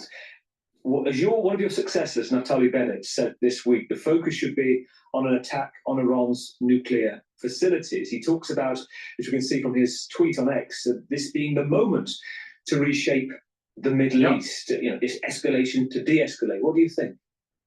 There is something. Had France been attacked by not an every country from a distance with 200 ballistic missiles, what do you expect France to do? Not to respond, not to relate to it, just to let it go and say, hey, there were no people killed, so we can absorb it somehow. Of course, Israel has to react, and Israel will react, and this is something which is universally accepted in Israel. Question is, what kind of, are we going to go after people and kill innocent people in the center of Tehran or any other city? Absolutely not. I'm totally against it, and I think overwhelming majority of Israelis is against it. We have to act in a manner which will not trigger an expansion of this confrontation, but rather perhaps signal to Iran that it's not worthwhile to attack Israel with ballistic missiles so that we can move forward away from it. But if there would not be any response, I'm afraid that the Iranians will think that we were devastated and that they carry on. By the way, in any event, I don't think that we have to attack the nuclear facilities. I don't know that we can do that. And in any event, I think that this is something that has to be determined by the United States. If the United States will decide that it needs to be done, they will know how to do it and they have the capabilities. For those listening, and your words matter here as a former Israeli Prime Minister, and thinking about the state of play when it comes to Israel's allies, first of all, the US. Let me ask you the question that back in 2006, during the 34-day war, when you were in command, the kind of conversations you were having with the Americans, the information, the words of wisdom, perhaps, or the encouragement, given that we're not seeing what it appears to be turning a blind eye and falling on deaf ears, any comments from Joe Biden, is that something that would be alien to you back in 2006, that level of dialogue being perhaps ignored? That's why I must say I have wonderful relations, trust relations with President Bush. George W. Bush was an excellent, absolutely trustworthy, and with Condoleezza Rice, who was your state. Now, throughout the 34 days, even one time with President Bush, he didn't need to send me any message, and he didn't want to talk to me, and we used to talk frequently. Secretary of State Condoleezza Rice came a couple of times to visit. She never demanded anything. She never thought that what we were doing was absolutely out of place. I decided from the beginning, from day one, from the first minute, that the Hezbollah started this.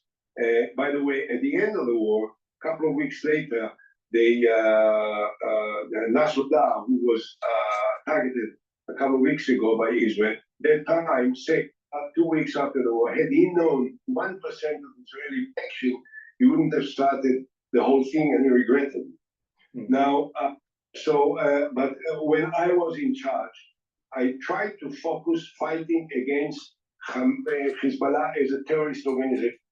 We destroyed the section of Beirut which was gated and was the headquarters of Hezbollah, with all the command positions, with all the launchers and whatever.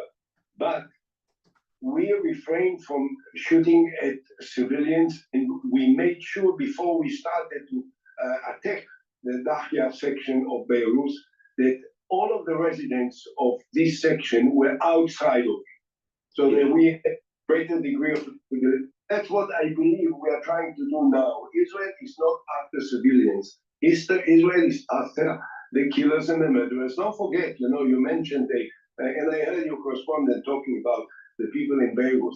80,000 Israelis in the north are away from their home. Now, it's important for the people to realize that in 2006, he was the prime minister when Israel went into Lebanon. He is not a forceful individual. He's too worried about the international community to get the job done. If he got the job done in 2006, we would not have had the problem with Hezbollah. But he didn't. And things have changed. And weapons of warfare have changed. AI and drones and just the galvanizing of people post October 7th. The mindset's different. The nuclear capability is different with Iran. He was a failed leader. He didn't get the job done. This is the thing that the Ribby warned people about in the 80s, the 70s, and the 60s. He failed.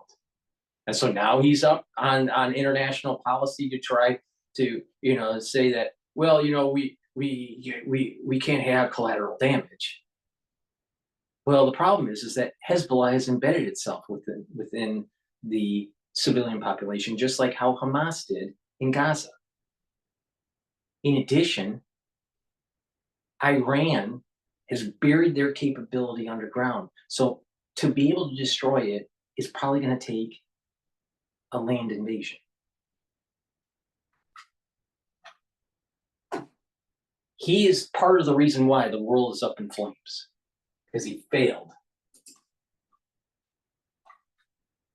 On a daily basis by Hezbollah, coming from Beirut, coming from Lebanon, against Israel. Hundreds of rockets every day on centers in Israel, including today and yesterday. So somehow, Which is why I guess you would advocate more clearly, more loudly your peace plan. Why we need to come back to Gaza. I would also like to know what you make of the war of words between the French president here, Emmanuel Macron, and Benjamin Netanyahu in the last few minutes, as we're talking on air. In fact, the Elysee Palace saying that there is no wavering support for Israel. So words of diplomacy, trying to emoliate and smooth over what's been happening. Let's remind those who've just been watching of the events of the past 24 hours. So Emmanuel Macron called for Western allies to halt arms supplies to Israel if weapons shipments are being sent for use in Gaza. The Israeli Prime Minister responded directly with what he called a message to Macron. This is part of the exchange. If we are calling for a ceasefire, consistency means not supplying arms for war. Those who provide arms cannot simultaneously call for a ceasefire and continue to supply them. As Israel fights the forces of barbarism led by Iran, all civilized countries should be standing firmly by Israel's side. Yet President Macron and some other Western leaders are now calling for an arms embargo against Israel. Shame on them. Shame on them. Ehud, what do you make of this geopolitical fallout?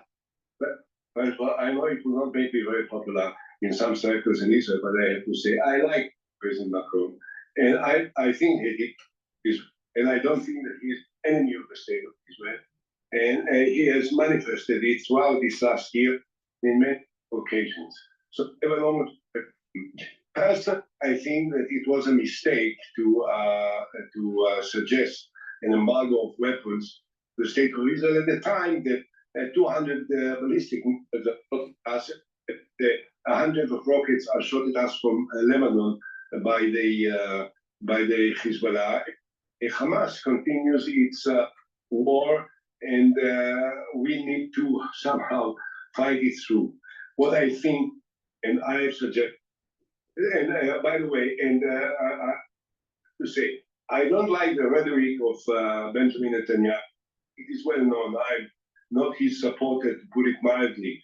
I think that Erdogan is outrageous, and nothing to do with France or with the president of France. We want Netanyahu to go home as soon as possible, and the sooner the better for Israel. Well, let me quote you, Ehud, on a recent interview you gave a month ago. You said this, you said, what makes a great leader is the ability when the time comes to do the opposite of what you've ever promised to do.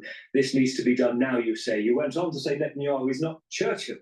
He's not Roosevelt. He's not even Neville Chamberlain. Tell me what you mean by that. And what do you think Churchill would do now, faced with this situation? Well, he would have done long ago.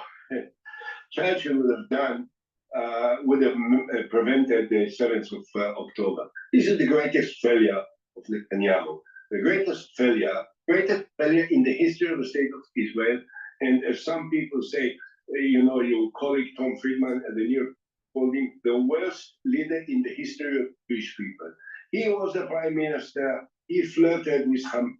He believed that he can buy Hamas with money and physical assistance, and they will somehow acquiesce and they will not attack the state of Israel. This was a major, monumental mistake of judgment by the Prime Minister of Israel, and he can't forgive himself for doing it, so he's blaming the whole world.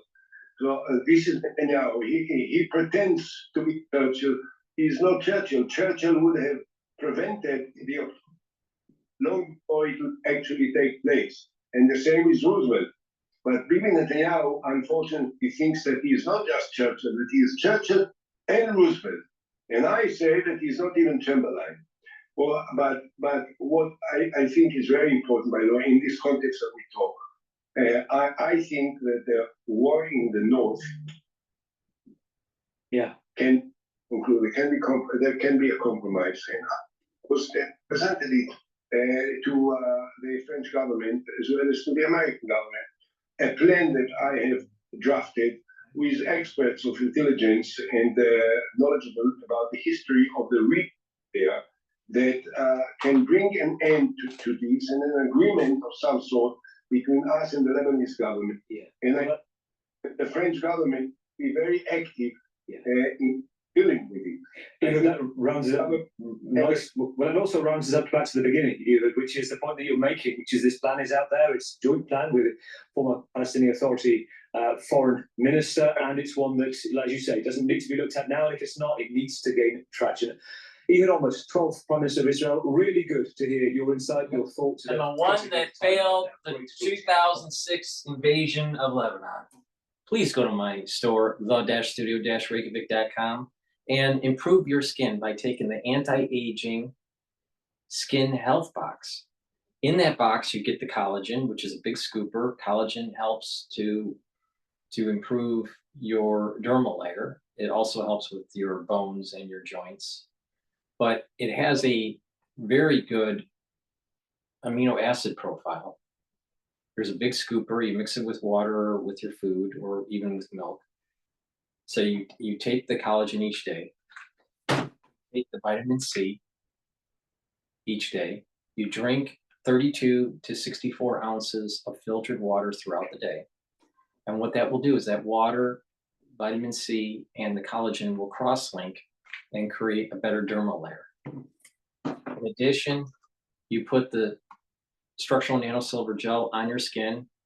You can put it on your skin before you go to bed and then exfoliate in the morning. That way your skin's clear. You'll notice that your skin's tighter. That's the beginner's box. That's the anti-aging skin health beginner's box. Now for the advanced box, you also get resveratrol, which will help to get rid of senescent cells and improve the basal layer of your skin. And C60, which is a very strong antioxidant You can get it either in extra virgin olive oil, coconut oil, or avocado oil. C60 is a molecule that'll soak up free radicals, reduce the stress of the cell, and improve the mitochondrial health and boost up your ATP. What that means is that you're improving the basal layer.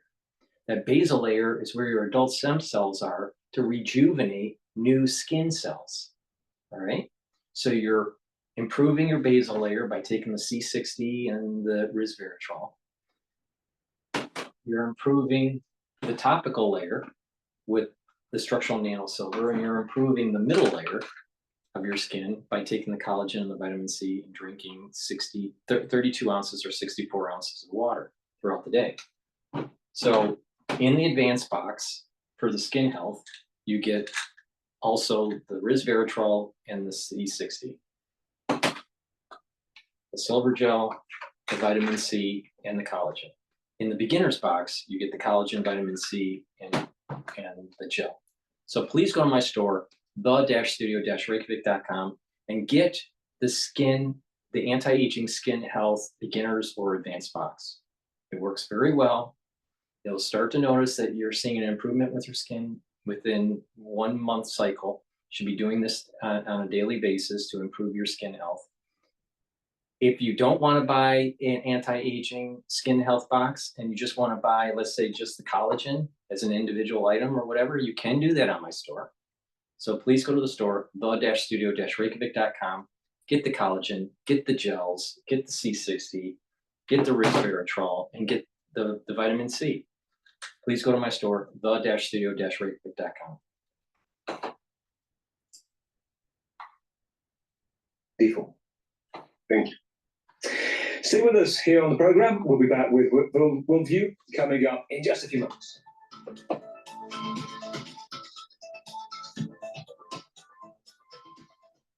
Gaza, October 6, 2023. A high-security border Israel thought was impossible to pass. The problem was that we knew the plan. The plan was in our hands, but we were blind from it. On October 7, Israel falls into horror. For many, warnings were ignored and lives sacrificed. One thing is clear. The events on the October 7th Shabbat could have been avoided. While the government refuses to investigate before the end of the conflict, families are fighting for the truth. Reporters on France 24 and France24.com.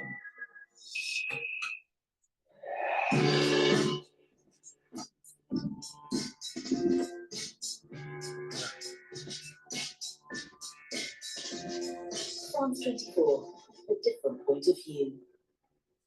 Liberté, égalité, actualité.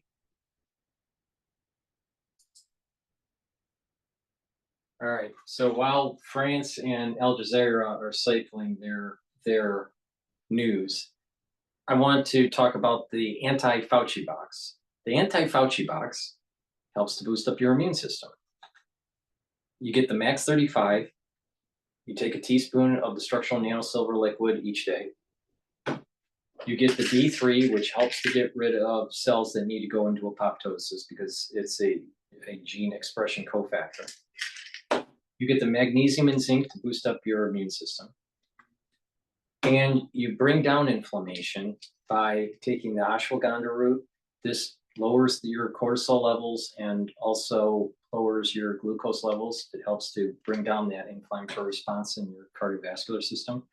And the turmeric, which is an antioxidant and brings down inflammation and those pro-cytokines. So the whole idea is to boost up your immune system. So please go to my store, the-studio-reykjavik.com, and get the anti-Fauci box.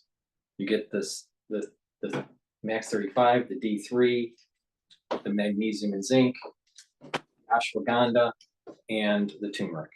So please go to my store, the-studio-reykjavik.com.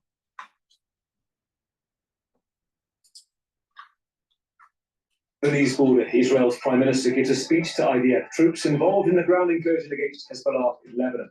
It comes as Israeli forces tell more residents in the south to flee as the war expands. Correspondents in Beirut describe more than 30 missile attacks in the capital as the worst night of violent attacks since the conflict began. Meanwhile, in Gaza, Israeli troops and tanks are said to be involved in intense fighting in the northern town of Jabalia against Hamas fighters, with the IDF saying the militants that have been hiding in tunnels have attempted to regroup itself there. Residents have been fleeing. As you can see, the Palestinian Civil Defense Agency saying at least 17 people killed in airstrikes on the town.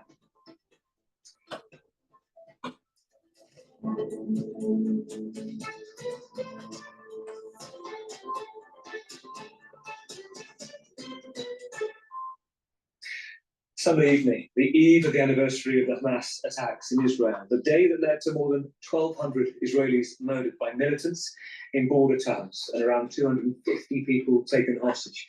Today, Israel is involved in a multi-front conflict. 7 fronts, according to the Prime Minister: Iran and the groups it backs in Lebanon, Yemen, Syria, Iraq, the occupied West Bank, and Gaza too, with more than 40,000 people killed in Gaza, according to the Palestinian Health Authority. At least half of them, according to the UN, women and children.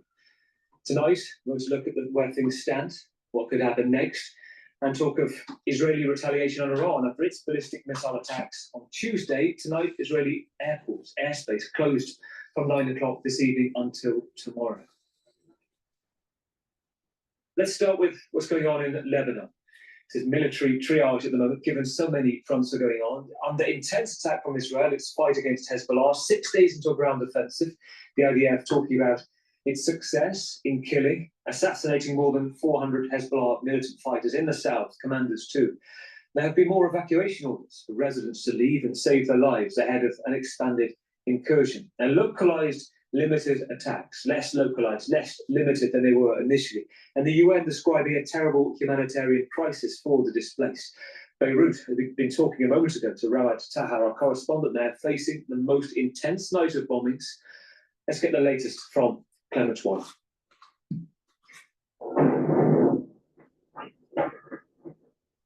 Plumes of smoke over Beirut after the Lebanese capital was hit by the heaviest bombing campaign yet since the beginning of Israel's offensive. Those displaced try to find shelter wherever they can. The amount of destruction we see shows that there might be no safe spaces, even here, in the street by the Corniche. It might not be safe as well in the coming days. All the buildings are gone and destroyed in the Reykjavik neighborhood. We no longer have homes. There are strikes every night. It's impossible to sleep. We came here and we're unable to go back home. Overnight, Israel pounded Lebanon with missiles, killing dozens and creating fireballs which illuminated the sky.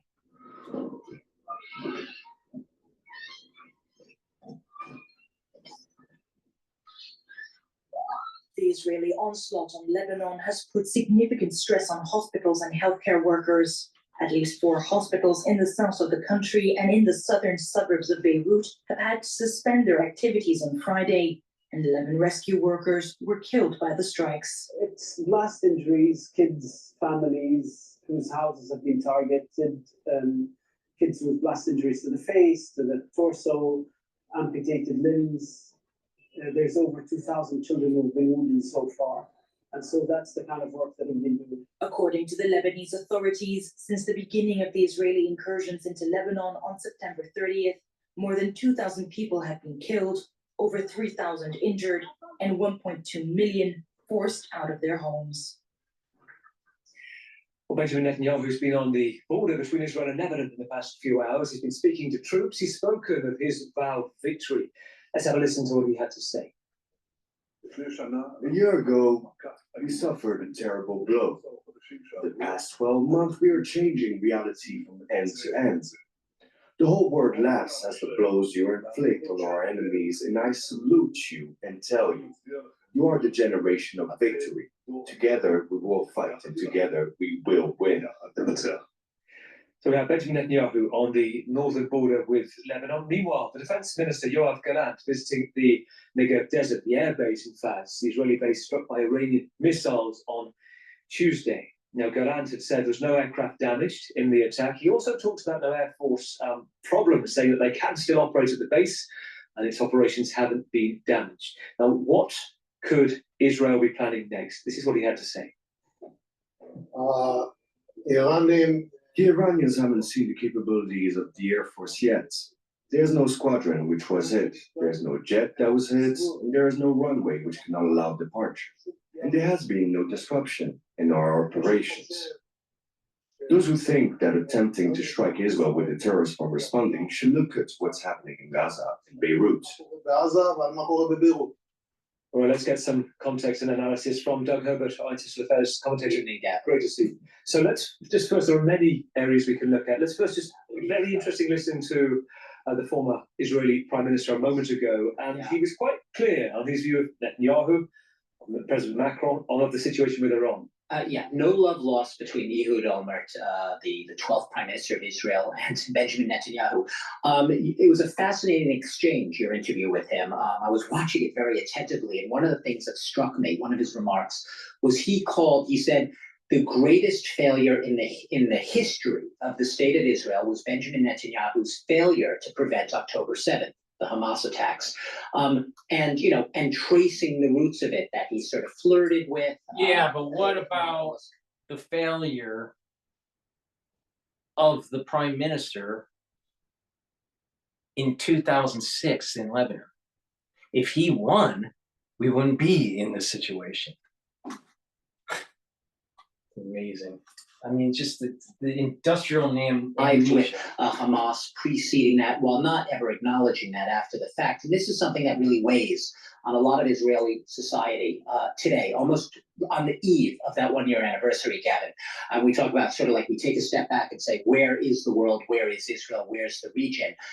A large majority, if not the vast majority of the Israeli population, not just those who have lost loved ones, whose families are still, whose family members are still being held hostage in Gaza. There are about 100 estimated still there. A lot of them still put the onus of the blame on Benjamin Netanyahu for failing to bring those hostages back, but also for being reckless, in a sense, in the way he has gone about this war, and never really owning up to, as they see it, his responsibility for the chain of events that led to October 7th. Now, these are the very same people who, at the same time, in an Israeli society which very much is on board with this war, with, as they see it, they're traumatized by October 7th, you could say understandably so.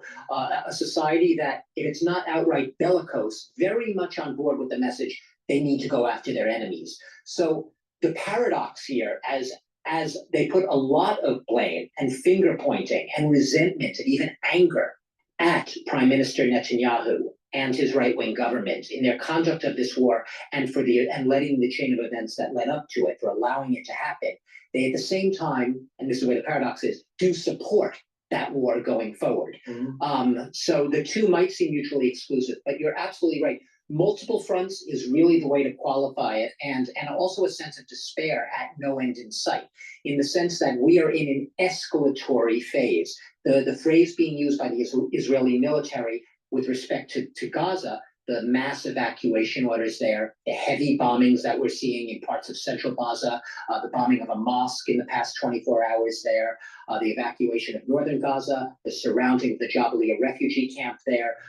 All of this right now is just one of many fronts in a ramping up of this war, of this campaign. Same heavy bombing tactics right now. We heard Rawad, our correspondent in Beirut earlier, talking about it's not just about southern Lebanon anymore. This is very much all of Lebanon is essentially fair game. Heavy bombing, mass evacuation orders. And, we were talking earlier, I asked you, could you name those 7 fronts? And you knew them. We all know those 7 fronts right now, right? It's not just Hezbollah. It's not just Hamas. It's the Houthis in Yemen. It's a Ramback Iraqi militia as well. Syria, the West Bank as terrorists, as Israel sees them. And this is where you look around. This is playing right into what I was saying. It's going to be a multi-front war where Israel, if victorious, is going to have a larger border system. And it's going to be going back to the biblical times, biblical border system. It's based on Numbers or Ezekiel, so it depends on your, interpretation of what exactly the borders are. But it's roughly what's within Numbers. So the book of Numbers. So I just trust me, this is what's going on. The metaphysics is aligned for this to happen. Now, what I don't understand, because Dr. Paul Cottrell doesn't know everything, but I know a lot. All right, but I don't know everything. I don't understand why the red heifers haven't been sacrificed yet, assuming they haven't been. So that part of the puzzle I don't understand. Corner. So you could say we're back to square one in a sense on the eve of this anniversary, in the sense that once again Gaza's ratcheting up. The war never went away there. It's been raging all the time. Ratcheting up though again in earnest at the very moment when all of these other fires are popping up across the Middle East. And that's what Israelis are seeing as they look around on this eve. They're not really allowed to fully grieve because they're still taking the hits. You and I were on the day at this time last year, or the eve of, we were both on the 7th on Saturday, and I think nobody could comprehend the scale of where this was leading, the scale of the massacre, what would come next. You talk about now from there that more than 40,000 people dead in Lebanon, more than 2,000, in Gaza, more than 2,000 in Lebanon in that time. Hostages still in Gaza right now as well. And while we're talking on there are protests. Well, and it's important to realize that the Ridley was talking about the 7 fronts and ignoring the international community and not being fearful and don't have hubris to be victorious. He was talking about the 7 fronts in the 1980s. Right? And he told that to Netanyahu. Now, you tell me, you really think that Netanyahu's going to lose?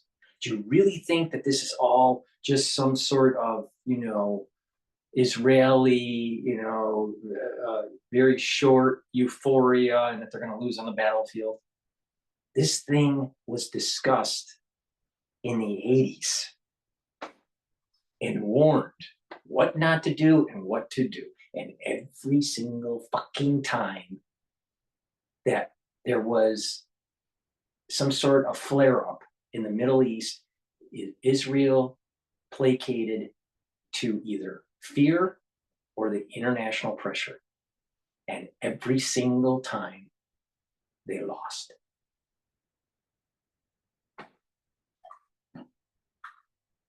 Israel can't lose. Because if they placate, I think what's going to happen, which there's 2 possibilities. The one I think is going to happen versus the one that possibly could happen. All right? But with lower probability. Netanyahu wins. All right? But will fall as a leader afterwards. He will win the wars and the 7 fronts, and Israel borders will increase. And it's going to be very bloody, and there's going to be a lot of destruction. And there's going to be a lot of international turmoil. And it's going to hurt American power because we were afraid. All right? But Netanyahu will win, but will be pushed out of power. So this is the reason why he's got that part of that soul root of King David, all right, of war. But because he's a flawed person, he's also going to fall. How he falls, I don't know. Maybe he falls through death. Maybe he falls through some sort of prosecution or just being thrown out of office. I'm not sure. But he falls. That's what I think is going to happen. Another possibility, which is a smaller probability, is that Netanyahu loses, all right, and that Israel will lose power, lose international prestige, and will economically be in hardship because of inflationary pressure because of the war effort.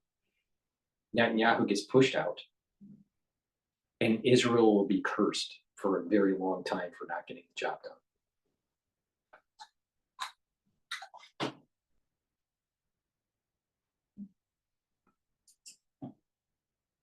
Let's see. It's been protests today in New York and in Mexico City, but actually there are also commemoration moments. There are gatherings. By the way, if that smaller probability where they lose, that means that Iran goes nuclear, which changes the dynamic of the region and America's hegemonic power. So Israel falling and getting cursed is also the United States curse that happens. But I think that side is low probability. I would say about 20%. I see that there's about an 70 to 80% chance that Netanyahu wins this seven-front war.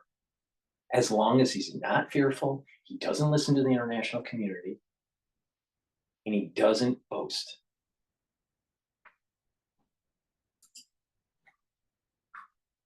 Tel Aviv, we can summon in London at Hyde Park, we've also here in Paris by the UNESCO building, and also in Berlin as well. So we're talking about bring you some of those images from those moments of marking the anniversary. Doug, my thought to you is there are some voices in Israel right now that believe, opposing Netanyahu, that by going into Lebanon, he's forgotten, he's dismissed the hostages. Absolutely. Look, Israel's logic, its justification for going into Lebanon is it has made a military objective of being able to return those estimated 60,000 Israeli civilians who've been essentially displaced from their homes for the past year because they live in those northern sectors of Israel, which have been almost in the line of fire directly of incoming Hezbollah rockets. So the goal of this military campaign being to create the conditions, i.e. pushing Hezbollah back, wiping out their munitions, their weapons depots, in order to allow the return of those displaced residents. But by the same motive, there are a lot in Israeli society who fear the consequences of that. They're still very fresh memories of the consequences of what was, even if everyone doesn't explicitly acknowledge it as such, a humiliating almost defeat and withdrawal from Lebanon in the 2006 at the end of the 34-day back in 2006, and right now there's a sense of is history going to repeat itself? I think a lot of people are very much dreading the prospect of a cycle that they will be unable, once they start, to be able to stop.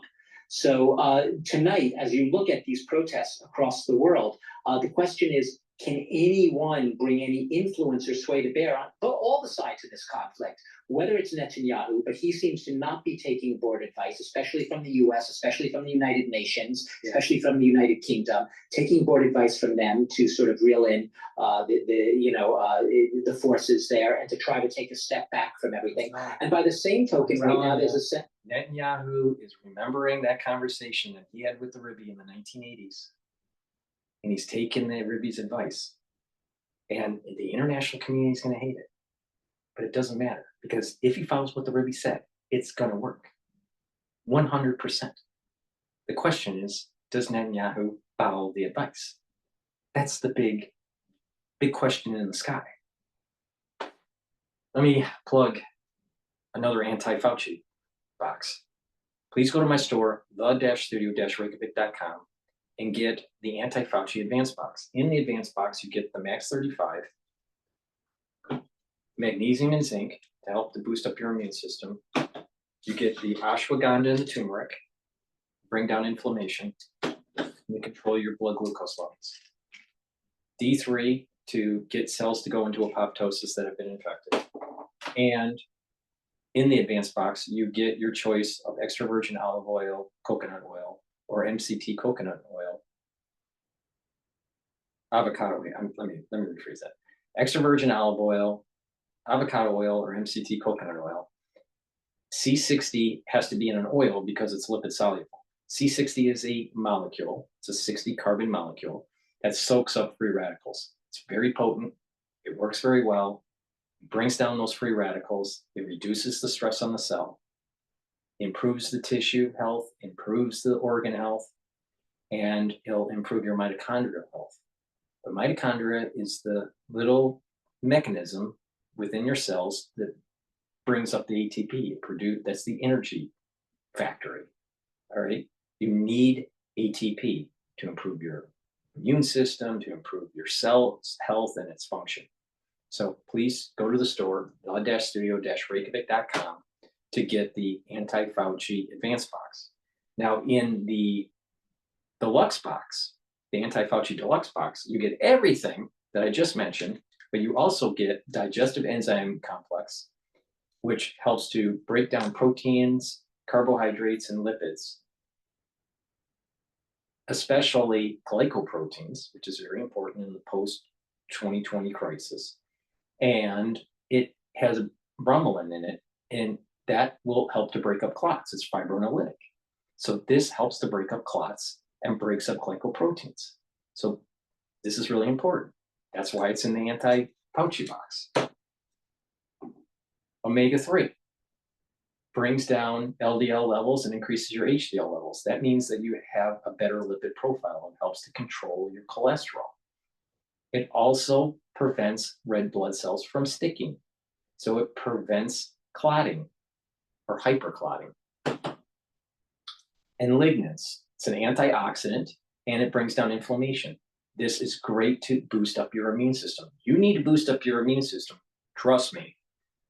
Most people's immune systems have been trashed because of the 2020 crisis. So please go to my store, the-studio-reykjavik.com, and get the anti-Fauci deluxe box.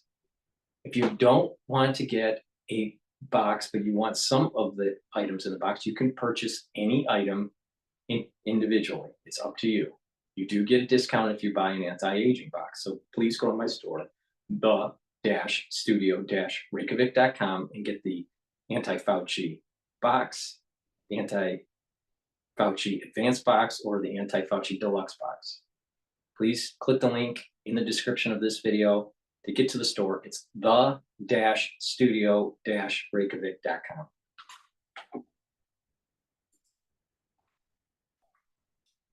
With Hezbollah, Iran, all of them are also in a posture where they're braced for an Israeli attack, and they say if we're attacked, we're going to have to hit back even harder.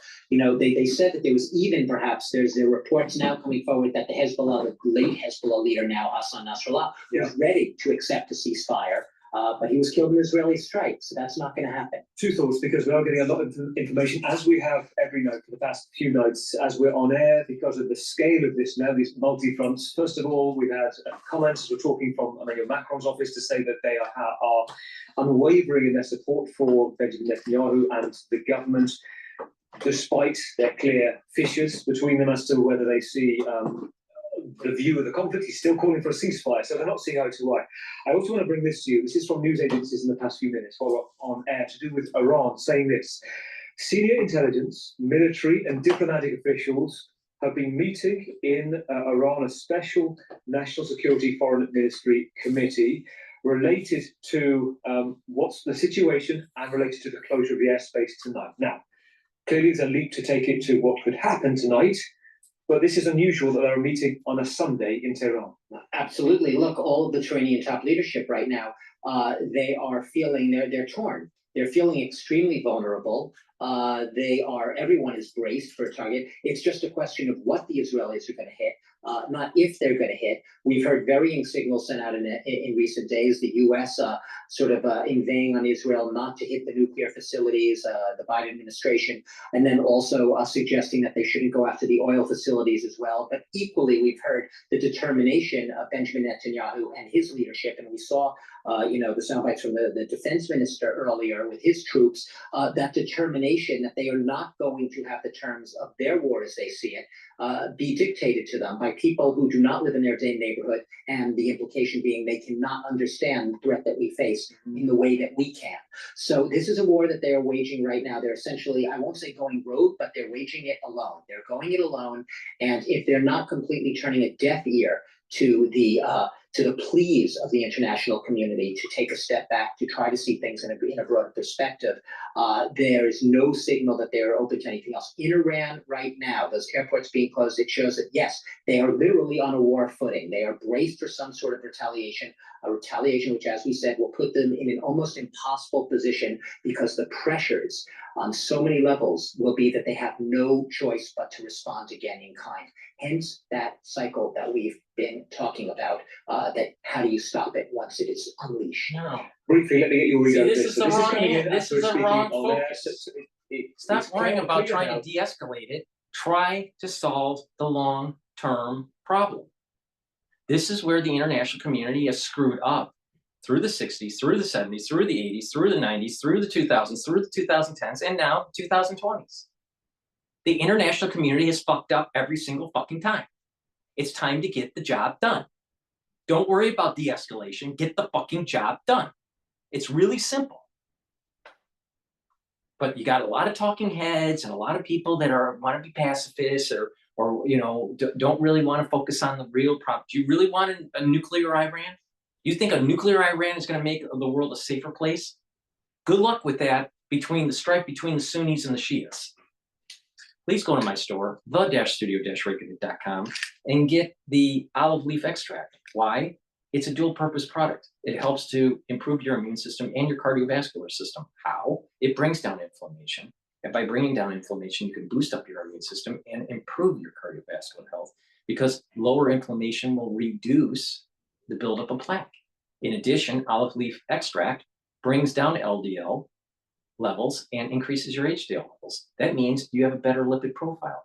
Better lipid profile means that you are reducing the chances of plaque buildup.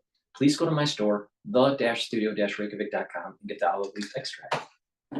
We need to take a probiotic every day. And I talked earlier in this broadcast about the Veggie Cat probiotic that I have. But I also have a powder form that I take. I mix it with my food in the afternoon every day. It has a little scooper. You just scoop it, put it in your food. You can also just use water, put it in the water, and you take it every day, and it improves your gut biome. That's important for better absorption, better metabolism. It also helps with the communication between your gut and your liver and your gut and your brain. So please go to my store, the-studio-reykjavik.com, and get the probiotic. And lastly, people need to make sure that they get into 3 cycles of REM sleep. Why? Because that allow you to be well rested when you wake up in the morning, but it also, through deep sleep and REM cycle, you are detoxifying your body, especially the central nervous system. That's important. All right. You also need to consolidate memory, and that consolidation of memory happens with good sleep. Go to my store, take the Good Night Formula to improve your sleep. Take it every day so you have that deep sleep, that 3 cycles of REM sleep. You're detoxifying your body, and you're well rested in the morning. Chronic sleep deprivation can lead to early dementia onset. So please go to my store, the-studio-reykjavik.com, and get the Good Night Formula. Neil Macron, who made those comments about a ceasefire in Lebanon, also saying that Western allies should not be arming Israel if arms and shipments are going to Gaza. Now, the 2 men, Benjamin Netanyahu and Emmanuel Macron, have just been speaking on the phone. Both the Elysee and Benjamin Netanyahu's office have both put out statements. Firstly, Doug, Emmanuel Macron saying that he gave his unwavering commitment to Israel's security. He also said that he showed solidarity, saying that the conviction, though, he also put to Mr. Netanyahu, a ceasefire, the time has now come. Flip that, reverse it from the Netanyahu office, saying this. He made clear, Mr. Netanyahu, this was the time to change the reality in the Middle East and bring stability. These are 2 leaders who are never the twain shall meet when it comes to their worldviews. Whereas the Israelis do see, and you could say, beginning with the beeper and walkie-talkie attack on Hezbollah, that did perhaps severely degrade Hezbollah, and yes, create, you could say, from a military perspective, a window of opportunity to strike. You could say that window of opportunity is also a window of great danger. Because like I said, once you start those strikes, where do you stop? How far do you go? No. And what, you're opening up the doors. How far do you go? Quick answer, get the job done. Stupid people, I'll tell you. Please go to my store, the-studio-reykjavik.com, and get the nattokinase that I have in my store. I take nattokinase every day now. It is fibroanalytic, so it'll break up clots, but it's great because it is synergistic with omega-3. It'll help to bring down your LDL levels and increase your HDL levels to improve your lipid profile, so you can improve your cardiovascular health. So please go to my store, the-studio-reykjavik.com, and get nattokinase. NAD+ is important to increase your energy levels, but it also helps to improve repair of your DNA. As we get older, our DNA does get damaged. We have repair mechanisms, but as we get older, we have more DNA damage, and it's hard for the body to heal itself and to repair that DNA damage. So it needs a little bit of help. Take the NAD+, it'll help to repair DNA. It helps to increase your energy levels, and it also helps for neural health. That's important, especially when you get older. You want to maintain your neural capacity, right? So please go to my store, the-studio-reykjavik.com, to get the NAD+. Vitamin K2. This is a dual purpose product. This will help to improve your bones and your joints, right? Your ligaments, your tendons, but it also will help with cardiovascular health. It's synergistic with D3. Pay attention to the videos that I have talked about on how to reverse osteoarthritis and also how to reduce plaque. Please go to my store, the-studio-reykjavik.com, and get the vitamin K2 MK7 that I offer. It's very important. I've been taking ubiquinol for many years. Many years. It's been part of my protocol, but now I can have it on my store so you can add it to your protocol. Ubiquinol is the active form for CoQ10. CoQ10, ubiquinol, what it does is it raises your energy levels. It's an antioxidant, so it's synergistic with C60, and it also helps with neural health. So please go to my store, the-studio-reykjavik.com, and get the ubiquinol.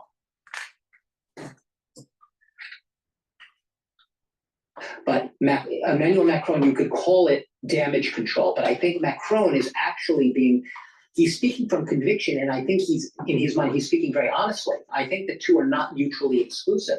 I think Macron is in earnest when he says he supports the state of Israel. I think Macron genuinely does see himself as a staunch supporter of Israel, a staunch fighter of anti-Semitism and the hatred that is welled up on both sides, whether it's anti-Muslim or anti-Semitic hatred. I think he sees himself as really a sentinel in that battle, in that fight against all vestiges of hatred and prejudice.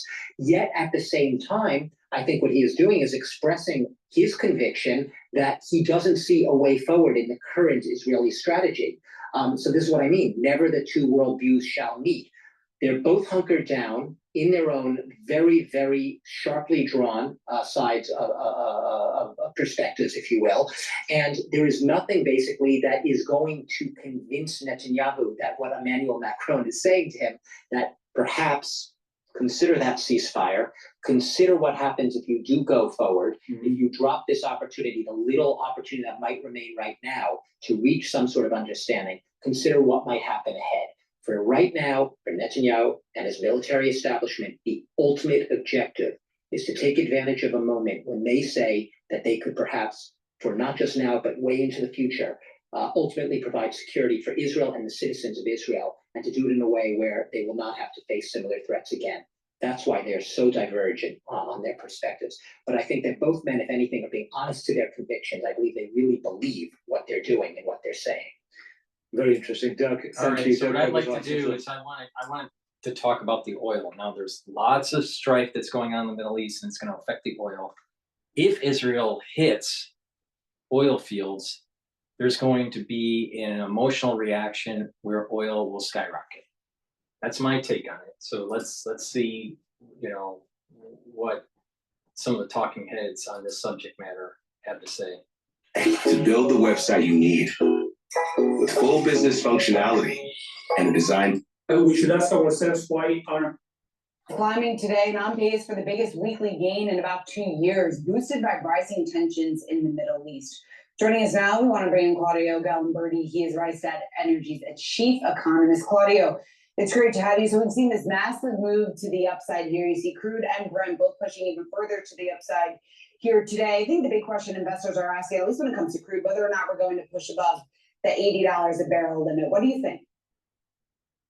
Thank you for having me back. That's a distinct possibility. We are very close to that. And the tension in the Middle East is one of the highest level in 4 decades.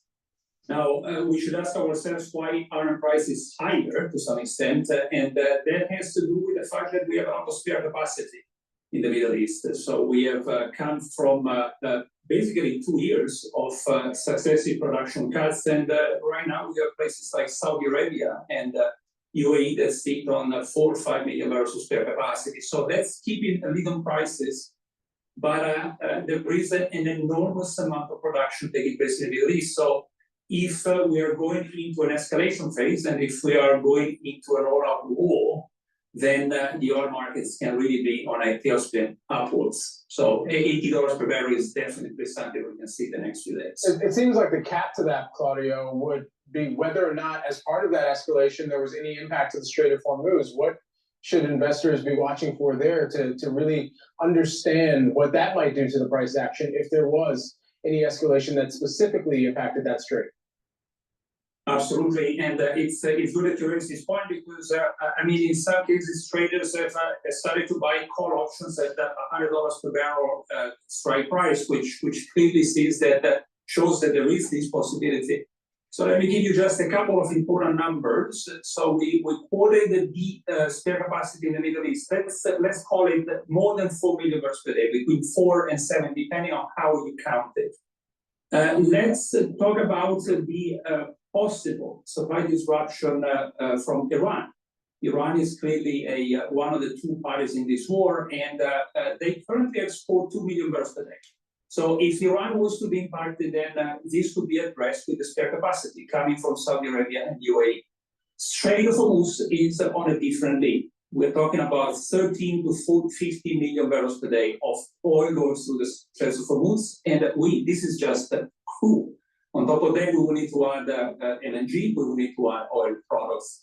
So if the Strait of Hormuz, which has been patrolled by the US Navy for the past century, was to be impacted by the war, then all bets would be off because there's nothing that can then address Okay, so basically a block. now you affect the oil and shipping.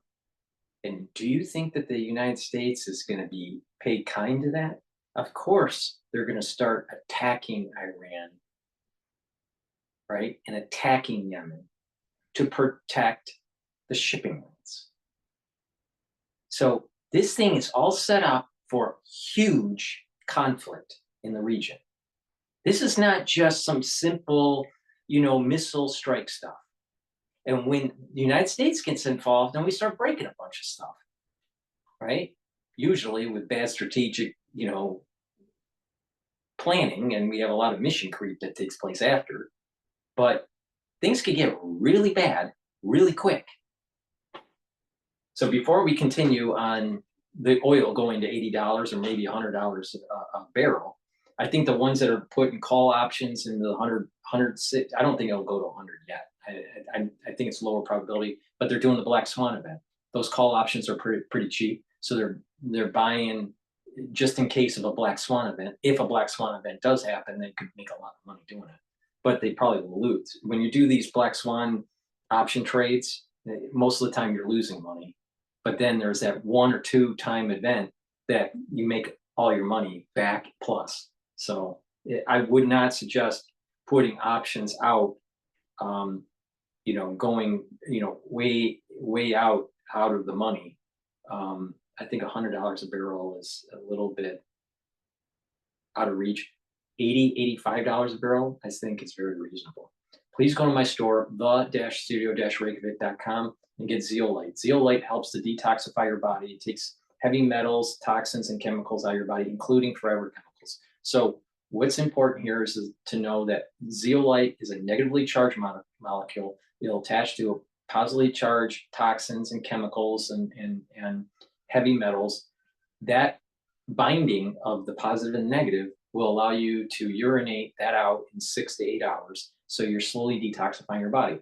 So you can take zeolite throughout the whole year, take a couple drops underneath your tongue and drink filtered water. You can do that year round each day. Some people prefer to just detoxify their body maybe once or twice a year. So for the ones that are just doing it once or twice a year, take a few drops underneath your tongue and swallow it with the filtered water and just use up the bottle. And then maybe do that once or twice a year. It's up to you. But the type of zeolite that I have, you can take year round. In addition, you can get forever chemicals out of your body. All right. You start by reducing the exposure. Most of the exposure with these toxins is through water and through the food we eat. So eat better food, stay away from processed foods, and make sure you filter your water. And then take zeolite to detoxify your body. And that way your body is getting healthier by detoxification. What will normally happen is that your endocrine system will get better and your immune system will get better, because these chemicals do affect our immune system and our endocrine system. They're endocrine disruptors. So please make sure that you detoxify your body. Go go to my store and get the zeolite. If you're on medication, talk to your doctor first, because zeolite might attach to the metabolism of your medication and lower your concentration levels. So your doctor might have to boost up your dosage for your medication while you're detoxifying your body. So please talk to your doctor first if you are on medication. Please go to my store, the-studio-reykjavik.com, and get the zeolite. This is a very good product, very high quality product that will detoxify your body, because we are surrounded by tons of chemicals. We got the chemtrails, we got the over pesticides on our foods. We have these toxins and these chemicals that are in our water and in our processed foods. So it's really important to detoxify it out. All right. And those forever chemicals, everyone is exposed to these things now. So it's important to detoxify. So please go to my store and get the zeolite. In addition, NAC is a great supplement. I take it every day. This will help to bring up your glutathione levels. Glutathione is a great antioxidant. It's synergistic with C60, right? Glutathione antioxidant pathway is a different pathway, but it'll soak up free radicals. That's really important for anti-aging and to help to boost up the immune system. In addition, NAC will help to maintain a better level and reduce anxiety, all right?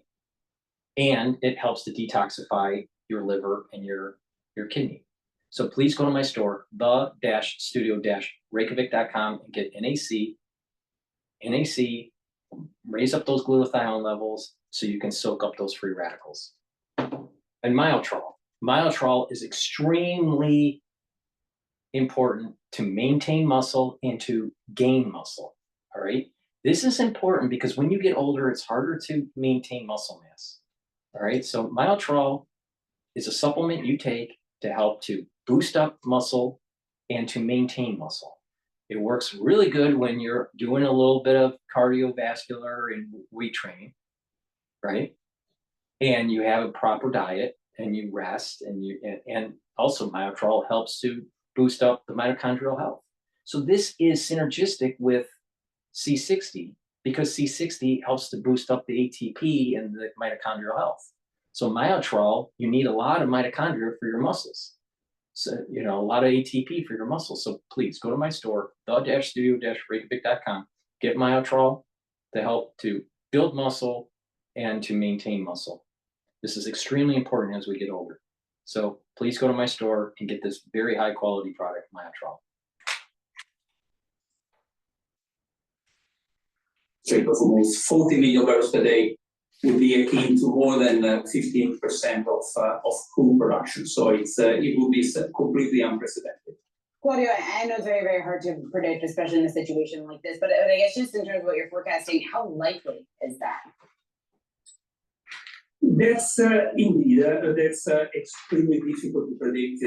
We definitely are not in the business of predicting anything relating to military kind of escalation. But let's put it this way: if history is any guide, then very unlikely, right? So, as I said, for all the problems that we have seen in the Middle East for the past 80 years, the Strait of Hormuz has been working fine.